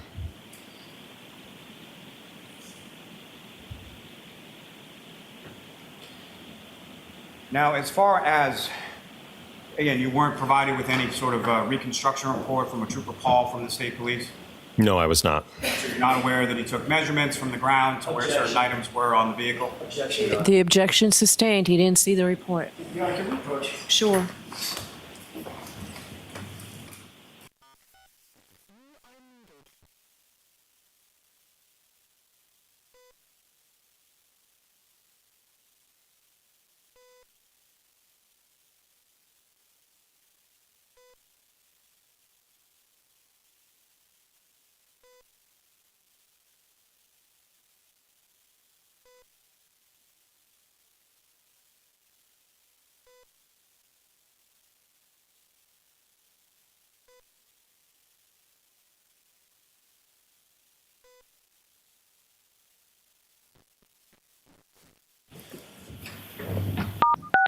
You are unmuted. Yes.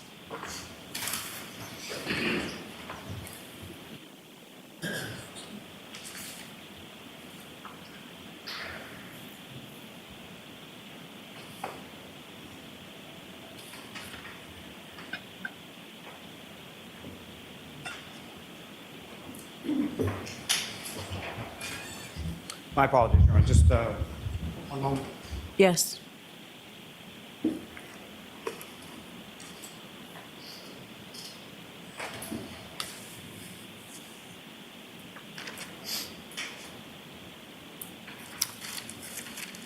Now, Doctor, in the course of your analysis or review of materials here, were you ever provided with a video of the defendant backing out of a garage and making contact with Mr. O'Keefe's vehicle in his driveway at about 5:07 in the morning on January 29th? No.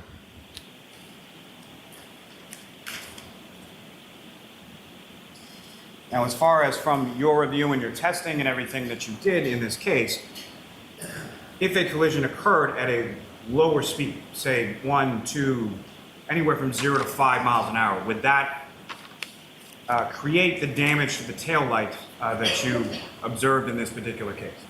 At that speed, no.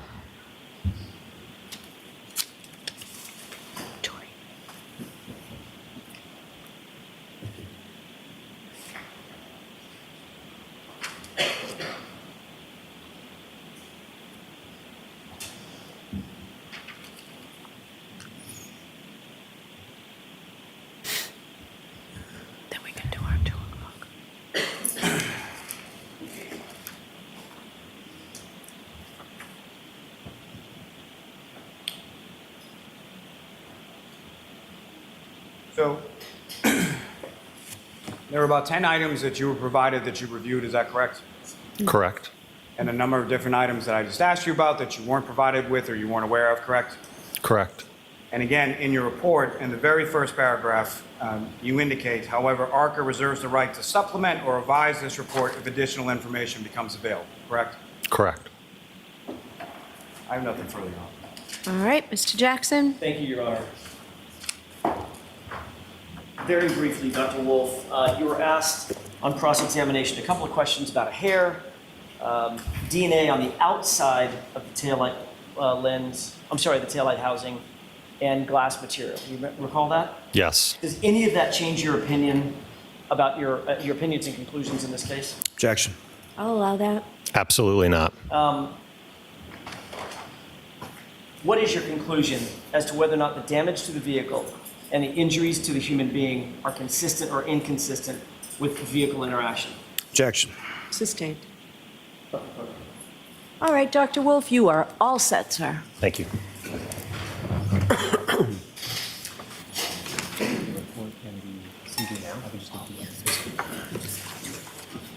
Yeah.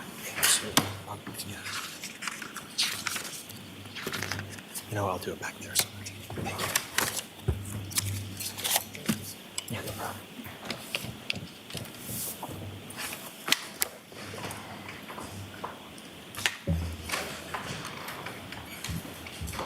May I? Yes. Your Honor, we would ask Dr. Andrew Rentschler to join us, please. Okay.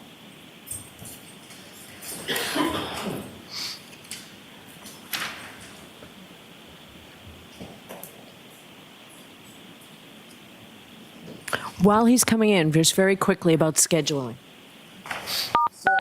You are muted.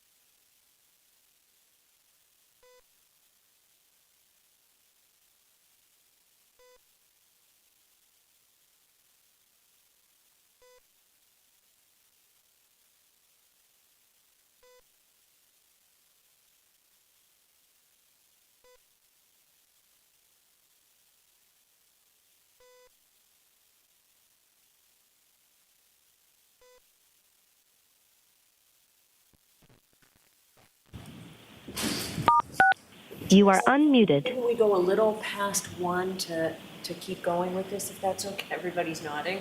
All right, thank you.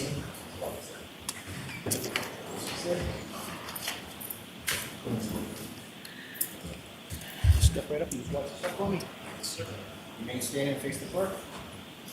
You solemnly swear the evidence given to the court and jury in the case now hearing should be the truth, the whole truth, and nothing but the truth, so help you God. I do. Thank you.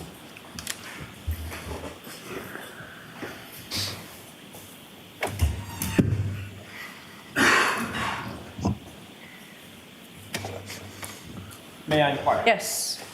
Doctor, could you please state your first and last name, spelling your last name for the record, please? Certainly. Andrew Rentschler, Rentschler. And what do you do for a living, sir? I'm a biomechanical engineer and accident reconstructionist. And who do you work for? I work for a company called ARCA LLC. How long have you been in that position as working for ARCA, first of all? I've been with ARCA for about 16 and a half years now. You indicated that you're the director of biomechanics and human factors, is that right? I am. I'm a vice president and the director of biomechanics for the Midwest Division. Can you tell us what education, training, and background qualifies you to perform your duties as the director for biomechanics and human factors? Sure. Well, I've got my BS in mechanical engineering with a minor in biomedical engineering from Carnegie Mellon University in 1995. I then went on to get my master's in bioengineering and biomechanical engineering from the University of Pittsburgh in 2002. And then I went to get my doctorate or my PhD in bioengineering and biomechanics from the University of Pittsburgh in 2004. Doctor, do you specialize in research and analysis to evaluate specifically the study of the relationships between crash injuries and crash forces? I do, yes, sir. And when I say crash injuries, we're talking about to human beings. That's right, injuries to human beings, whether it be in a crash motor vehicle accident, slip and fall, industrial, any type of setting where there's an injury to the human body. I evaluate basically that event and the mechanisms responsible for producing those types of injuries. Doctor, does it also include the study of and understanding of human kinematics? It does, yes. As well as human tolerances? Yes, sir. We all know what tolerances mean. What does kinematics mean? So kinematics is really just the motion of the human body, and it's the study of the human body, how the body moves under different circumstances, whether you're in a car that's struck from behind, what direction will your body move, slip and fall, how will your body rotate and move. It's really looking at the motion and the response of the body. Are you certified by any professional associations? I have again, a PhD. There's no professional licensure for biomechanical engineering. PhD is the highest, basically, certification you can get. And I'm also a member of SAE, Society of Automotive Engineers, as well as the American Society for Mechanical Engineers. Have you received additional training and education in further beyond your PhD and the associations that we've just talked about? I have, yes, sir. Can you describe, without going through all the detail, Describe the kind of continuing education that you engage in. Well, I attend seminars and professional classes with respect to biomechanics as well as action reconstruction, but looking at new technology and research with respect to injuries. For instance, motor vehicle accidents, if there's new safety measures such as airbags, seatbelt pretensioners, auto detection devices on vehicles. So really kind of staying up to date with the current research and literature that's out there. So your specialty, your subfield, if you will, in terms of your engineering degree and education, is literally in accident reconstruction and the effect that accidents and incidents can have on the human body. Is that right? It is, yes. And biomechanics is really, it's looking at injury to the human body. So, we use traditional engineering principles and apply it to the body, because an injury is just an engineering problem. Instead of looking at a piece of steel that, if you know the dimensions and size and you apply a force, it'll bend and break. We look at the human body. How much force does it take, and how does the force have to be applied to get a humerus fracture or an intervertebral disc injury or any type of injury? There's specific forces and mechanisms you need to produce those injuries, and that's what I do as a biomechanical engineer. Is there a difference between a biomechanical engineer and a doctor? There is, yes. In terms of injuries? Yes. Tell us about that. So we really approach injuries from two different directions. Someone has an injury, you go to the doctor, you go to the hospital, the medical doctor will diagnose that injury, determine the best way to treat it, and determine what the prognosis is. As a biomechanical engineer, I look at that injury from a different direction. Here's the injury. Well, how did that injury occur? What type of loading did you need to actually produce that injury? How much force was required? What happened to your body to actually cause that injury to occur? So we approach it really kind of from two different areas. And certainly the doctors diagnose the injuries and determine what they are, and then the biomechanical engineer will come in and we'll look at that injury. And not only how's it produced, but ultimately our hope is to mitigate and prevent injuries from occurring, whether in motor vehicle accidents, sports settings, industrial settings, anywhere there's an interaction with the body and the environment, we want to try and make it safer for individuals. So you're not diagnosing an injury as much as you are trying to figure out the mechanics and the forces behind the injury. Is that right? That's right. I'm not a medical doctor. I wouldn't diagnose an injury, but given an injury, I understand the mechanics of how that injury is produced and what you need to actually cause that injury to happen. Are you also published in the field of biomechanics and or engineering?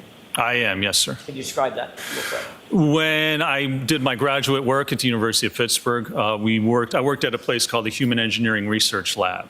And it was associated with the VA in Pittsburgh as well as the University of Pittsburgh. And so we looked at people with disabilities. Well, one of the big things that we did, or one of the major points, was people in wheelchairs. So if you have to propel a manual wheelchair, you put a lot of stress and force on the arm, the shoulder, the elbow, the hands, carpal tunnel. So we look at the injuries that are produced during those types of events. How can we reduce the force acting on the body for someone like that? So it's looking at, again, how the body responds, how we can set up a chair differently to actually reduce the amount of force someone might experience doing that type of an activity. Have you qualified as an expert in the past in the area of biomechanical engineering and human factors? I have, yes. In furtherance of, let me ask it this way, were you asked to engage in an analysis, ARCA, to be engaged in an analysis of the incident that is currently before the court? I was, yes, sir. Did you produce, or did your team produce a report about your opinions and conclusions, including the testing and the methodology that went behind those opinions and conclusions? We did, yes. You were not hired by the defense in this case, correct? No, we were not. You were not hired by the Commonwealth in this case? That's correct, we were not. When you started your analysis, you didn't know who we were, you did not know who the Commonwealth was? That's correct. You'd never heard of the Karen Reed case? I had not, no, sir. You were contacted by my office after you provided your report, correct? That is correct, yes. Were you ever contacted by the Commonwealth? Not that I'm aware of, no, sir. And you and I have never discussed the substance of your testimony, correct? That's correct, we have not.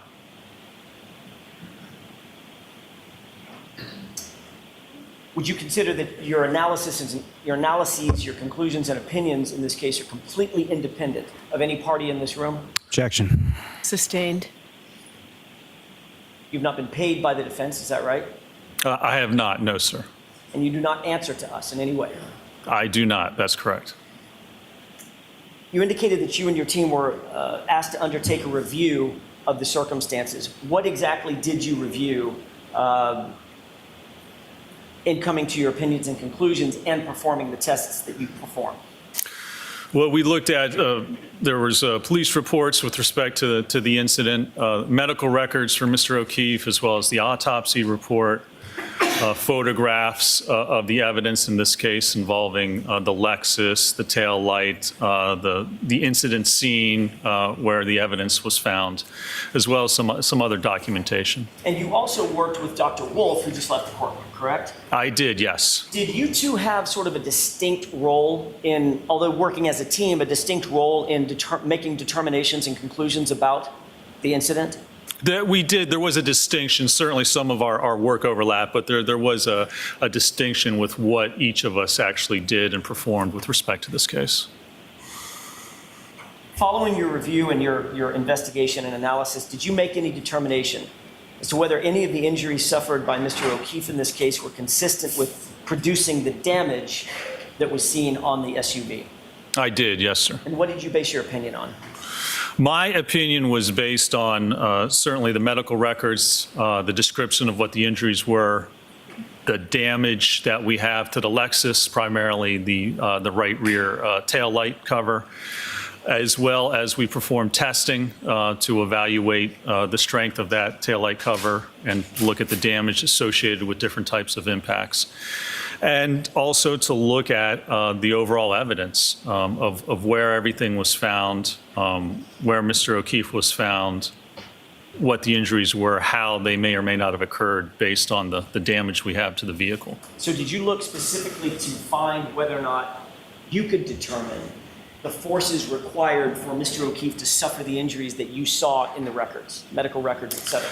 I did, yes. I determined in my analysis whether there was sufficient force with that damaged taillight and interaction with that taillight to produce any of the injuries that were listed or diagnosed in the autopsy report and the medical records. What, generally speaking, what injuries would you expect to see in a vehicle-pedestrian interaction at, say, 24 miles per hour? Objection. I'll allow that, just generally, Doctor, if you would, please. Yes, Your Honor. So 24 miles an hour, once you get up to that speed, you start to see fractures. You see significant ligament and tendon damage. I mean, usually about 15 miles an hour, 15 mile an hour impact is where you start to see damage to, for instance, the leg and the knee. At that speed, you're going to produce, if you impact the vehicle, you're going to produce upwards of 1,000 pounds of force on the body, depending on what part of your body impacts the vehicle. So certainly at 25 miles an hour, you start to see significant injuries occur. Is that true for any part of the body that is struck, whether it's center mass or an extremity? 1,000 pounds of force because of the speed of the vehicle? Well, force is equal, Newton's second law, force is equal to mass times acceleration. So the acceleration is going to be the same. It depends on the mass of whatever body part's being hit.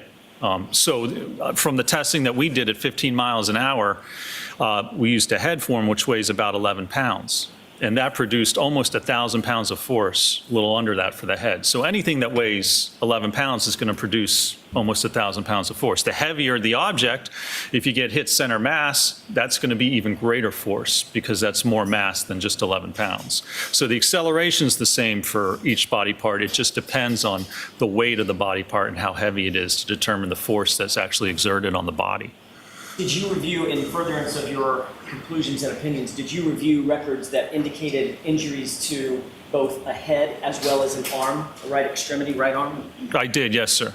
Taking those one at a time, is the injury to the head that you saw consistent with having been struck by a vehicle at 24 miles per hour? It is not, no, sir. Can you explain why that is? There's a couple of reasons. First of all, and the main reason is that to get the injury, it was a fracture at the occipital region of the head, which is basically on the back bottom part of the head. So in order to have that part of the head contacted by the taillight, you would somehow have to have a configuration or be standing in a manner that the rest of your body doesn't get hit because there's no other significant injuries to the body. If there's enough force to cause a skull fracture, then there's going to be certainly enough force to cause injury to the rest of the body. So first of all, you have to determine how could you configure somebody could actually be standing to have only the head impacted, the back of the head. And even if that was the case, if somebody positioned themselves in such a manner to have that occur, you're still going to see other injuries related to that. For instance, with the cervical spine, over 1,000 pounds of force acting on the head, you're going to get significant cervical injuries, fractures, disc injuries, tendon and ligament injuries. So the fact that we only have that head injury and only damage to the occipital portion of the skull is inconsistent in this case with being struck by that tail light. And then there's also the evidence that we saw when we did the testing. At 15 miles an hour, where we dropped the head form, so that would be akin or like a vehicle backing up at 15 miles an hour hitting the head. We had more damage to the tail light in that test than what we saw with the subject tail light cover. So if you're going 24 or 25 miles an hour, even faster, you're going to see even greater damage, greater fracturing of that rear tail light, and we just don't have that in this case. So both the physical evidence as well as looking at the biomechanical aspects of it are inconsistent with that head injury occurring due to impact with the rear of the Lexus. Shifting to the arm, are the same forces at play if instead of the head making contact with the taillight, it's an outstretched arm, for instance, at the elbow area of a human being, the person 73 inches tall, weighing 215 pounds? Objection. The objection sustained. Ask it differently. Mr. Sure. Johnson. Shifting to the arm, are the same forces at play if instead of making contact with a head, you make contact with an arm, an outstretched arm? They are. I just explained the force is mass times acceleration. So if the arm weighs the same as the head, you're still going to get that same force, almost 1,000 pounds. Does the arm weigh the same as the head? It does, actually, almost identical, because your arm, just one of your arms, including the hand, forearm, and upper arm, is about 5% of your total body weight. So for someone who weighs 216 pounds, that comes out to about 10.8 pounds. So your arm, basically your whole arm, is about the same, weighs the same as your head. So is your analysis the same then if the arm, close to an 11-pound arm, made contact with the taillight traveling at 24 miles an hour, at 15 miles an hour, would you expect even more damage to the taillight at a higher speed? Objection. I'll allow it. Watch the leading, though. Sure. Yes, you would. If it's higher than 15 miles an hour and you have an arm actually striking that tail light, you're going to get even more significant fracturing, more damage to that tail light at a higher speed than what we saw. So was the taillight damage consistent or inconsistent with striking an arm? Our findings was it's inconsistent for a number of reasons, but it's inconsistent with striking the arm. Yes, sir. Okay. I want to shift back to the head injury that you saw. Was the head injury that you saw consistent with falling backward from a standing position onto a rigid surface? That's certainly one of the possible scenarios. That would create the injury mechanism. You fall backwards, strike your head on concrete. That can produce thousands of pounds of force on the head. And so that's certainly a scenario where you could produce that damage if someone was standing, they fell backwards and struck their head on the roadway or on the curb or a hard surface. So I was going to ask, I think you may have just answered my question. Those kinds of force multipliers require a hard and rigid surface or not? They do, yes, sir. So grass and dirt would not produce the same sort of force? Grass and dirt, no, that would certainly not produce the same amount of force as hitting your head on concrete. And if it was grass and dirt with a little bit of snow on the top of it, what effect is that? That's going to dampen and lessen the force even more so. What injuries, I want to shift back to the arm. I know I'm going back and forth, but bear with me. Talking about the arm, if presuming a strike at, say, 24 miles an hour on just the arm, what kind of damage would you expect to see on the arm, irrespective of the vehicle? You can see significant damage on the arm, especially if it hits at that tail light. Enough force to actually cause fracture of that taillight, that force is going to be concentrated at an initial point. And you're going to see at that point, you're going to see probably the most damage to the arm and to the skin there. So remember, at 15 miles an hour, that's about almost 1,000 pounds. So 24, 25, it's even greater. So that amount of force on the arm, certainly you're going to see extensive subcutaneous lacerations, bruising, contusions. You're going to see most likely fracture of the arm as well. You're going to see significant damage. Just imagine having your arm out and being struck by a car at 25 miles an hour. There's going to be significant damage, more so compared to simply the abrasions that were diagnosed and documented on the arm in this case. You did look at multiple photographs of the arm in this case, of the John O'Keefe's arm in this case, correct? I did, yes, sir. All right. Were the injuries that you saw on John O'Keefe's right arm consistent with having been struck by a vehicle in the manner that you just described? Objection. That's sustained, Mr. Jackson. You reviewed injuries specific to John O'Keefe, correct? I did, yes. Taking that as a hypothetical, would the injuries that you saw, generally speaking, hypothetically be consistent or inconsistent with having been struck by a car at 24 miles an hour? Objection. Sustained. May we approach? Yes.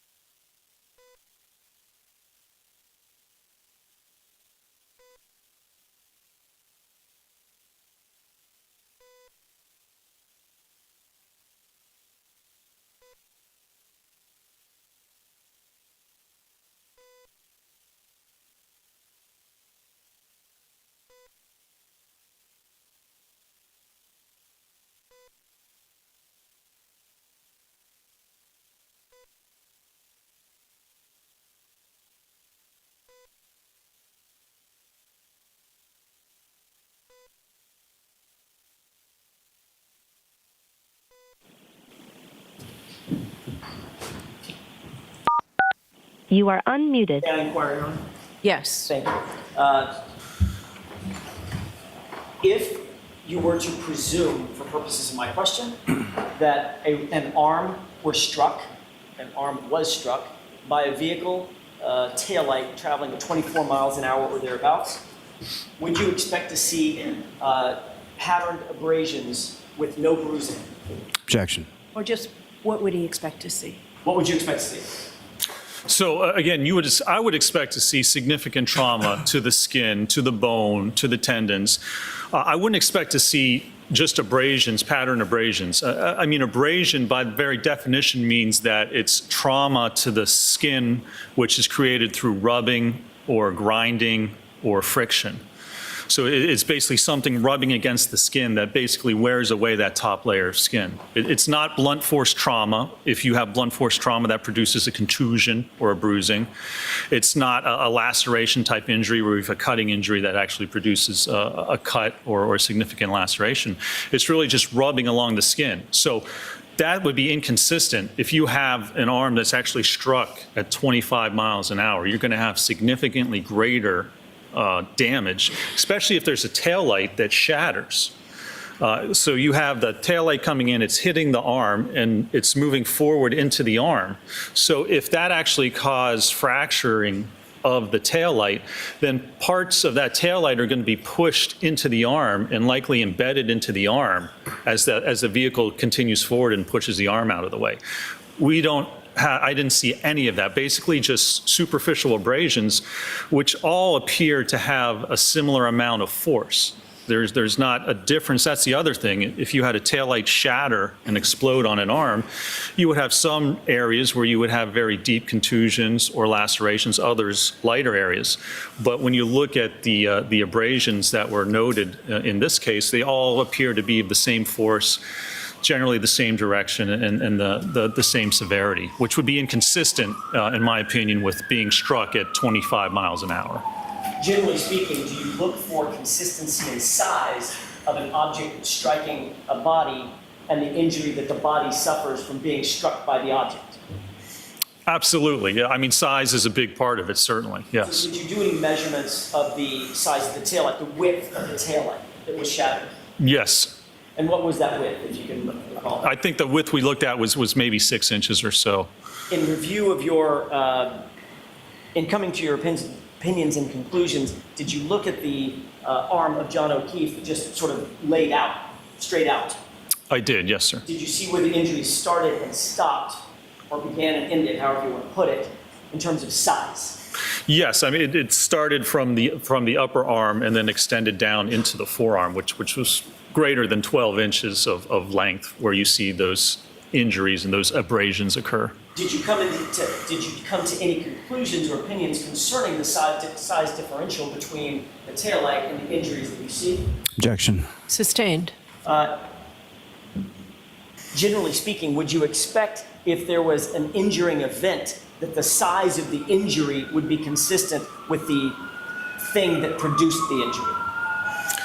Yes, generally speaking, you would certainly expect that. And again, you would normally and usually be able to see an initial point of contact, because that's where the most force is going to occur, where it causes that taillight to break. So you would have an area of severe damage, and then it would extend out likely to the edges of where it would contact the rest of the taillight. From a biomechanics and or a physics standpoint, an engineering standpoint, is it reasonable if someone is standing with their arm extended to be hit by a moving vehicle at, say, 25 miles an hour, and the body, the center mass of the body, to be projected? Objection.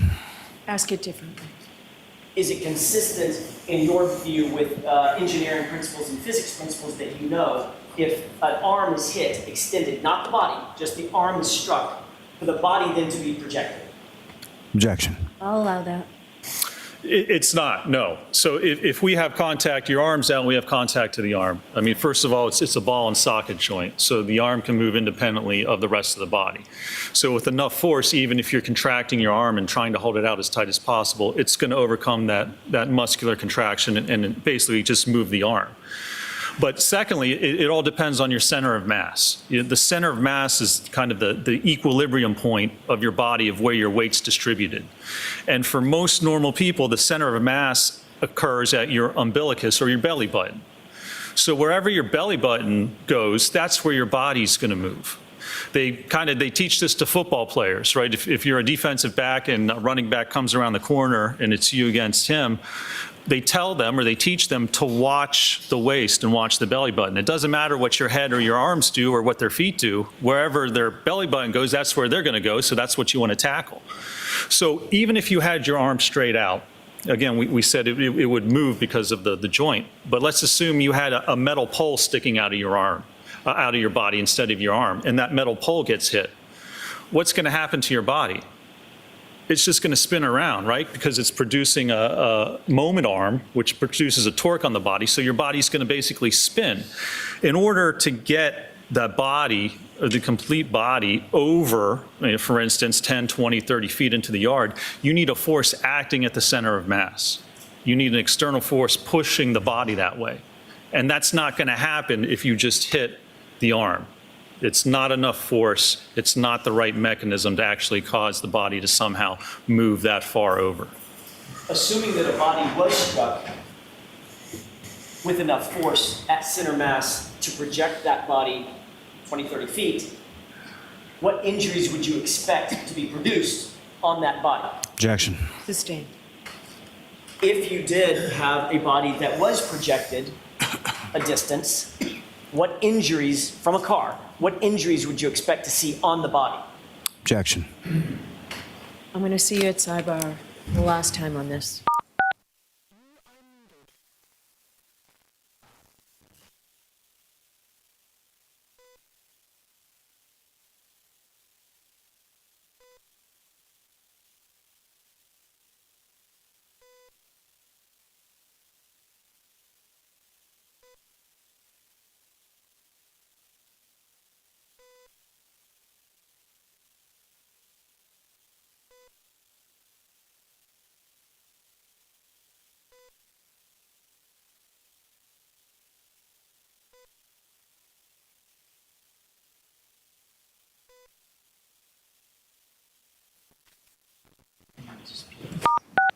You are unmuted.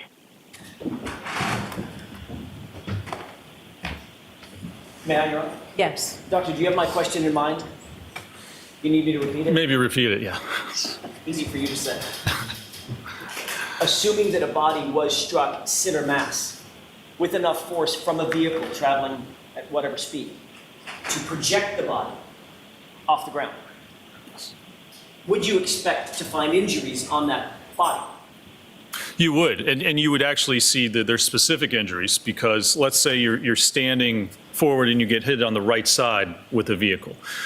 You're going to get injuries and damage to the right side of the vehicle as that vehicle impacts you. It depends on the profile of the vehicle, how high the hood comes up, whether you're going to wrap up onto the hood, or if it's a van or the back of an SUV, it will project or push your entire body to the left.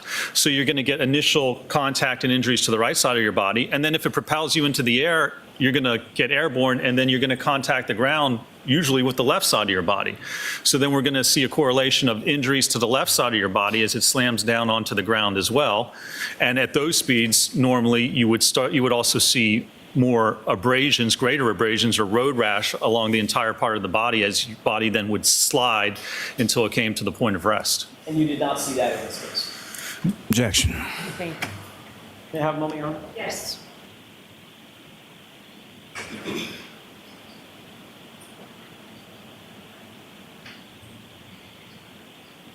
Thank you, Your Honor. I have nothing further to say. Ms. Tulali?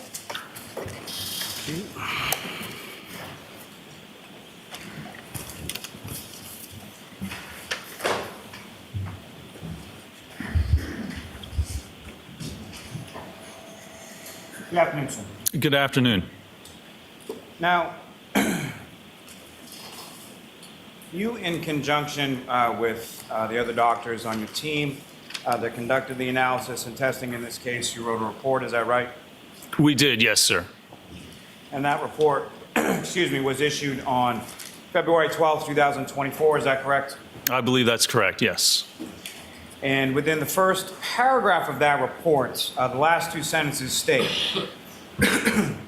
this analysis is based on information currently available to ARCA and is only to be only to be issued in its entirety. However, ARCA reserves the right to supplement or revise this report if additional information becomes available. Is that correct? I believe that's correct, yes, sir. Now, the information that you received and that you reviewed either individually or as a team, that included some state police reports, is that correct? Yes, sir. Some Canton Police Department reports, correct? Yes. Some scene photos, is that correct? That's correct, yes. Medical examiner dispatch removal report, is that right? I believe so, yes, sir. Some videos from the location of 34 Fairview Road, is that right? Yes, sir. Some photographs of the defendant's vehicle, the 2021 Lexus LX 570, is that correct? Yes, sir. Photographs of evidence that was recovered from the scene, is that correct? That's correct, yes. CDR report from the defendant's Lexus. Yes, sir. And then essentially there were some other materials, whether they be literature or other things that you and your team of other doctors reviewed over the course of formulating your opinions in this case, correct? That's correct, yes, sir. Okay.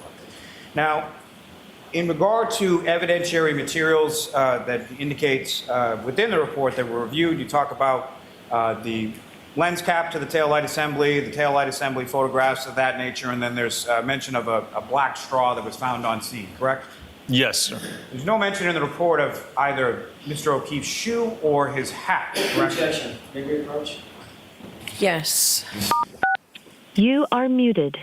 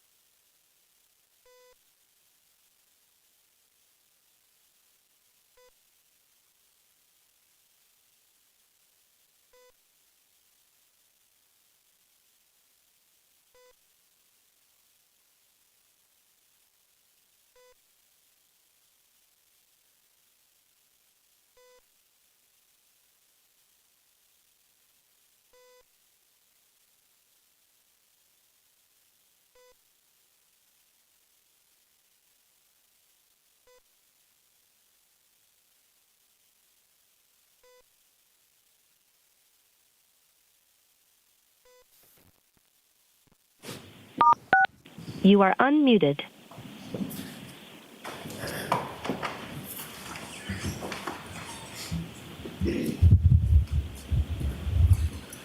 Do you need a couple of minutes, Mr. Lally, or do you need a minute? No, it's fine, Your Honor. Thank you, Doctor.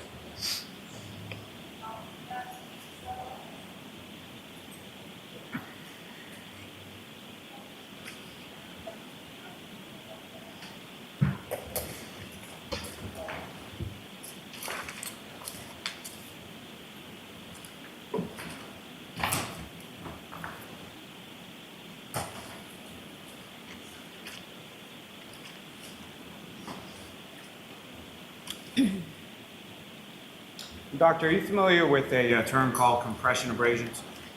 Compression abrasions? Yes. Yes. And am I correct when I say compression abrasions are essentially when direct pressure from a blunt object together with slight rubbing movements produce skin and epidermal crushing? Is that what your understanding of the term is? Yes, sir. And you're familiar with patterned abrasions? I am, yes. And patterned abrasions are injuries that show a distinct pattern that may reflect the shape of the impacting blunt objects that you may see with reference to injuries that are left by that blunt object. Is that correct? That's correct, yes, sir.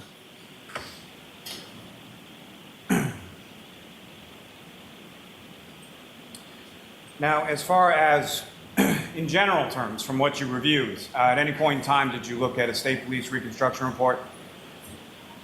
I don't believe that I did, no, sir.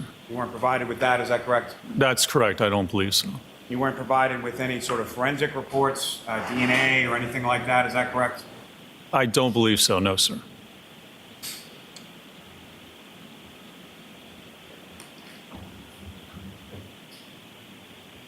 You never actually looked at the physical car, is that correct?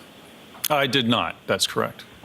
And you're aware that the physical car, being the defendant's car, is still in law enforcement custody and available for inspection if you had wanted to? Are you aware of that? I think I'm aware of that, yes, sir. Yeah. But you never made that request, is that correct? That was not necessary in this case to inspect the vehicle. Whether it's necessary or not, you didn't make that request, correct? Yeah, I don't remember if we made that request or not. We obviously didn't look at the vehicle, but it wasn't necessary in this case. Did you ever look at the actual taillight pieces or the taillight housing, is that correct? Not the actual, we looked at photographs of the evidence, yes.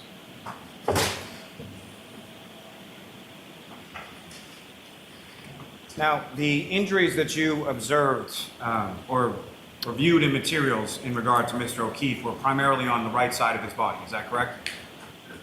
Well, sir, on the right arm and the posterior aspect of the right arm, yes. And then the skull fracture was a little bit to the right, the occipital fracture. Also bruising on his right hand, is that correct?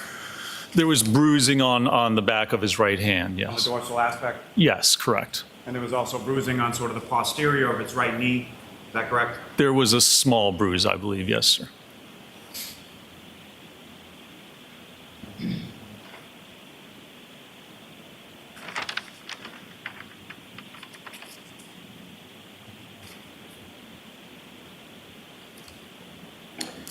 Now,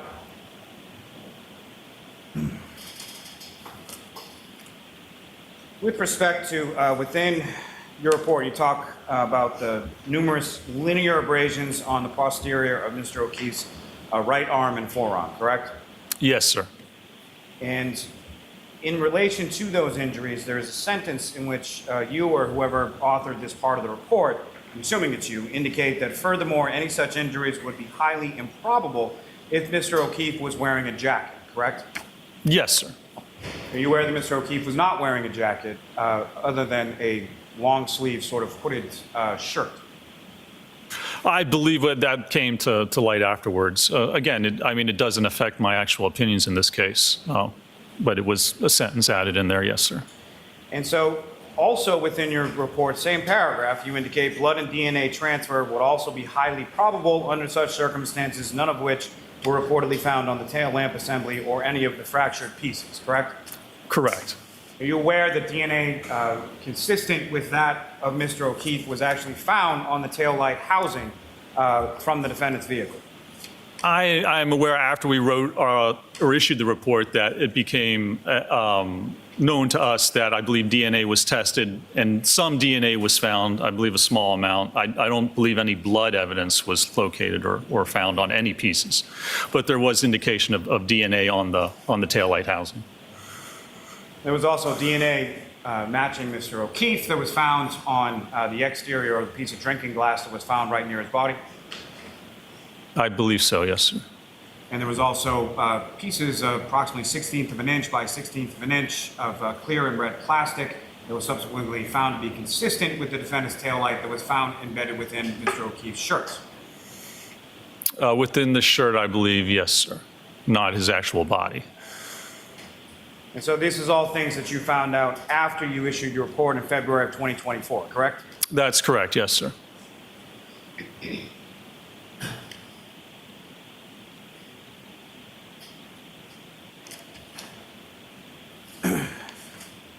Now, when you were talking about the injuries to the back of the head of Mr. O'Keefe, consistent with coming in contact with a hard surface, correct? Yes, sir. Would that hard surface include if the ground was frozen? Well, you'd have to perform an analysis actually, because you'd have to determine how hard that ground was. You'd have to look at the freeze and thaw cycle, probably leading up to weeks of that. You can't just look at ground and say, well, it's below freezing, so that ground must be frozen. I mean, is it a possibility? It may be, but you have to go through an actual analysis and procedure to determine how hard that ground is and whether it could have produced those injuries. So it is something that's capable of being done by you, is that correct?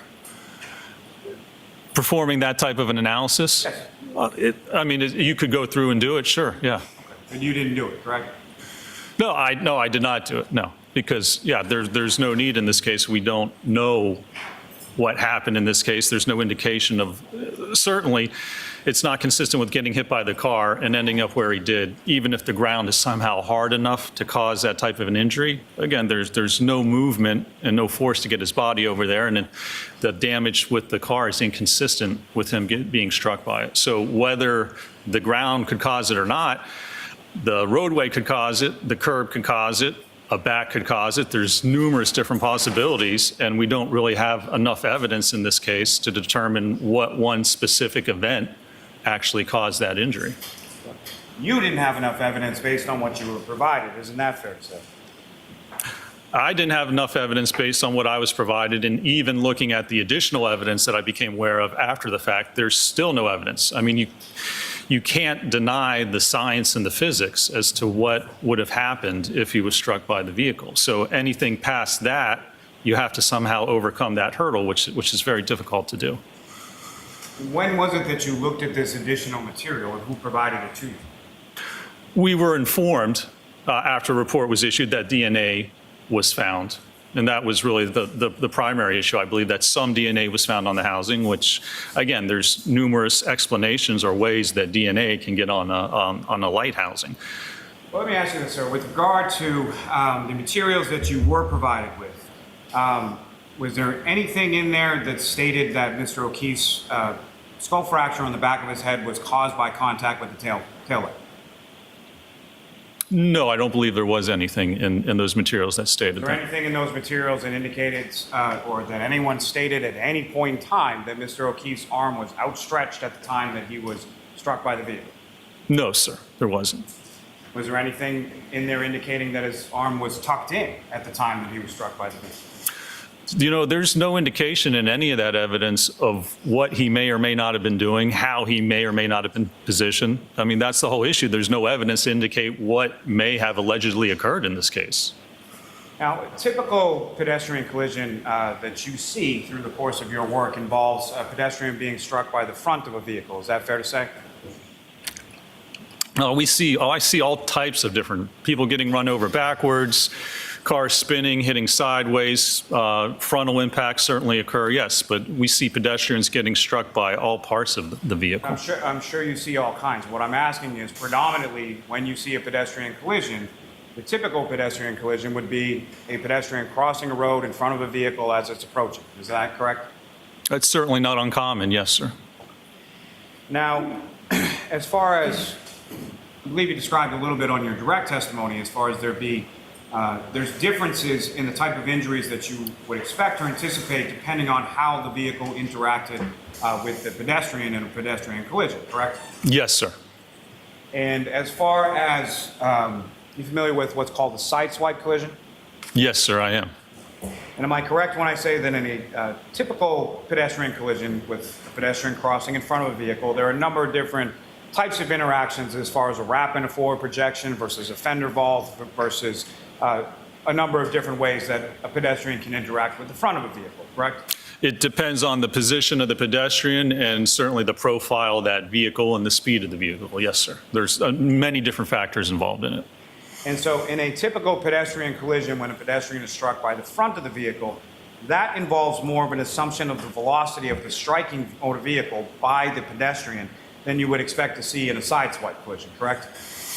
Well, I mean, yes, generally speaking, a sideswipe means that the person or the pedestrian in the vehicle don't obtain a similar or common velocity. So if you're standing in front of a car and it hits you, it's going to speed you up to that same speed and then disengage. The sideswipe means that there's not this mass-to-mass impact.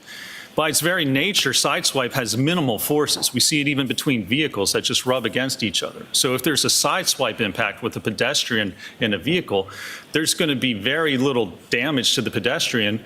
And similarly, there's going to be very little movement. There's really no force at all acting. You know, for instance, if a car came and swiped by your arm, but didn't have enough force or enough contact to cause any damage, well, it wouldn't actually cause any movement of the person either. So a sideswipe by its very nature involves minimal impact, minimal forces, minimal velocities.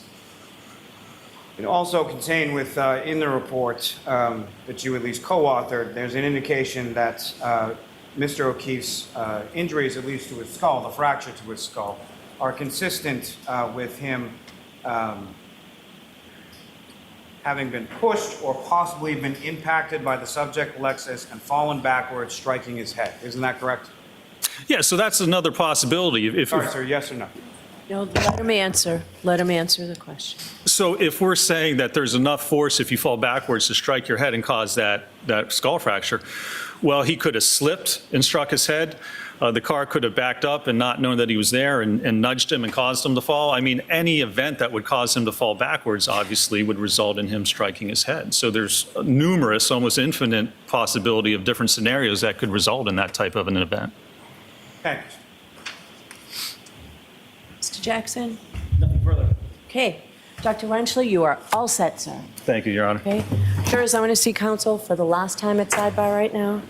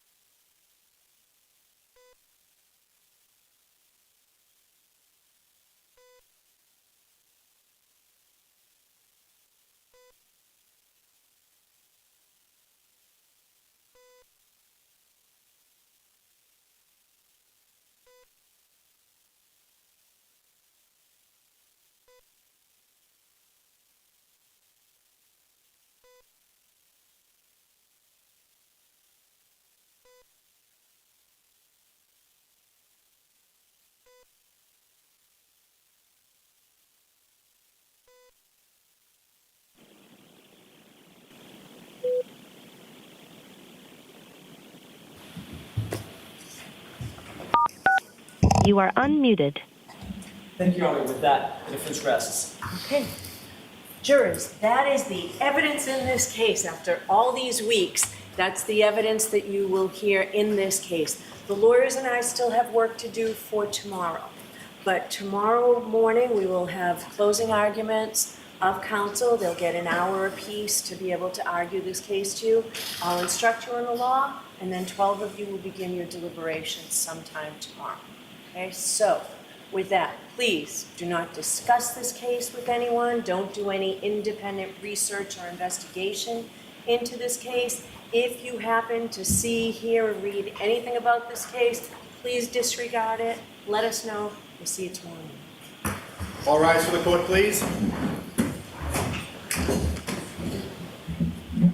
Jurors, follow me, please.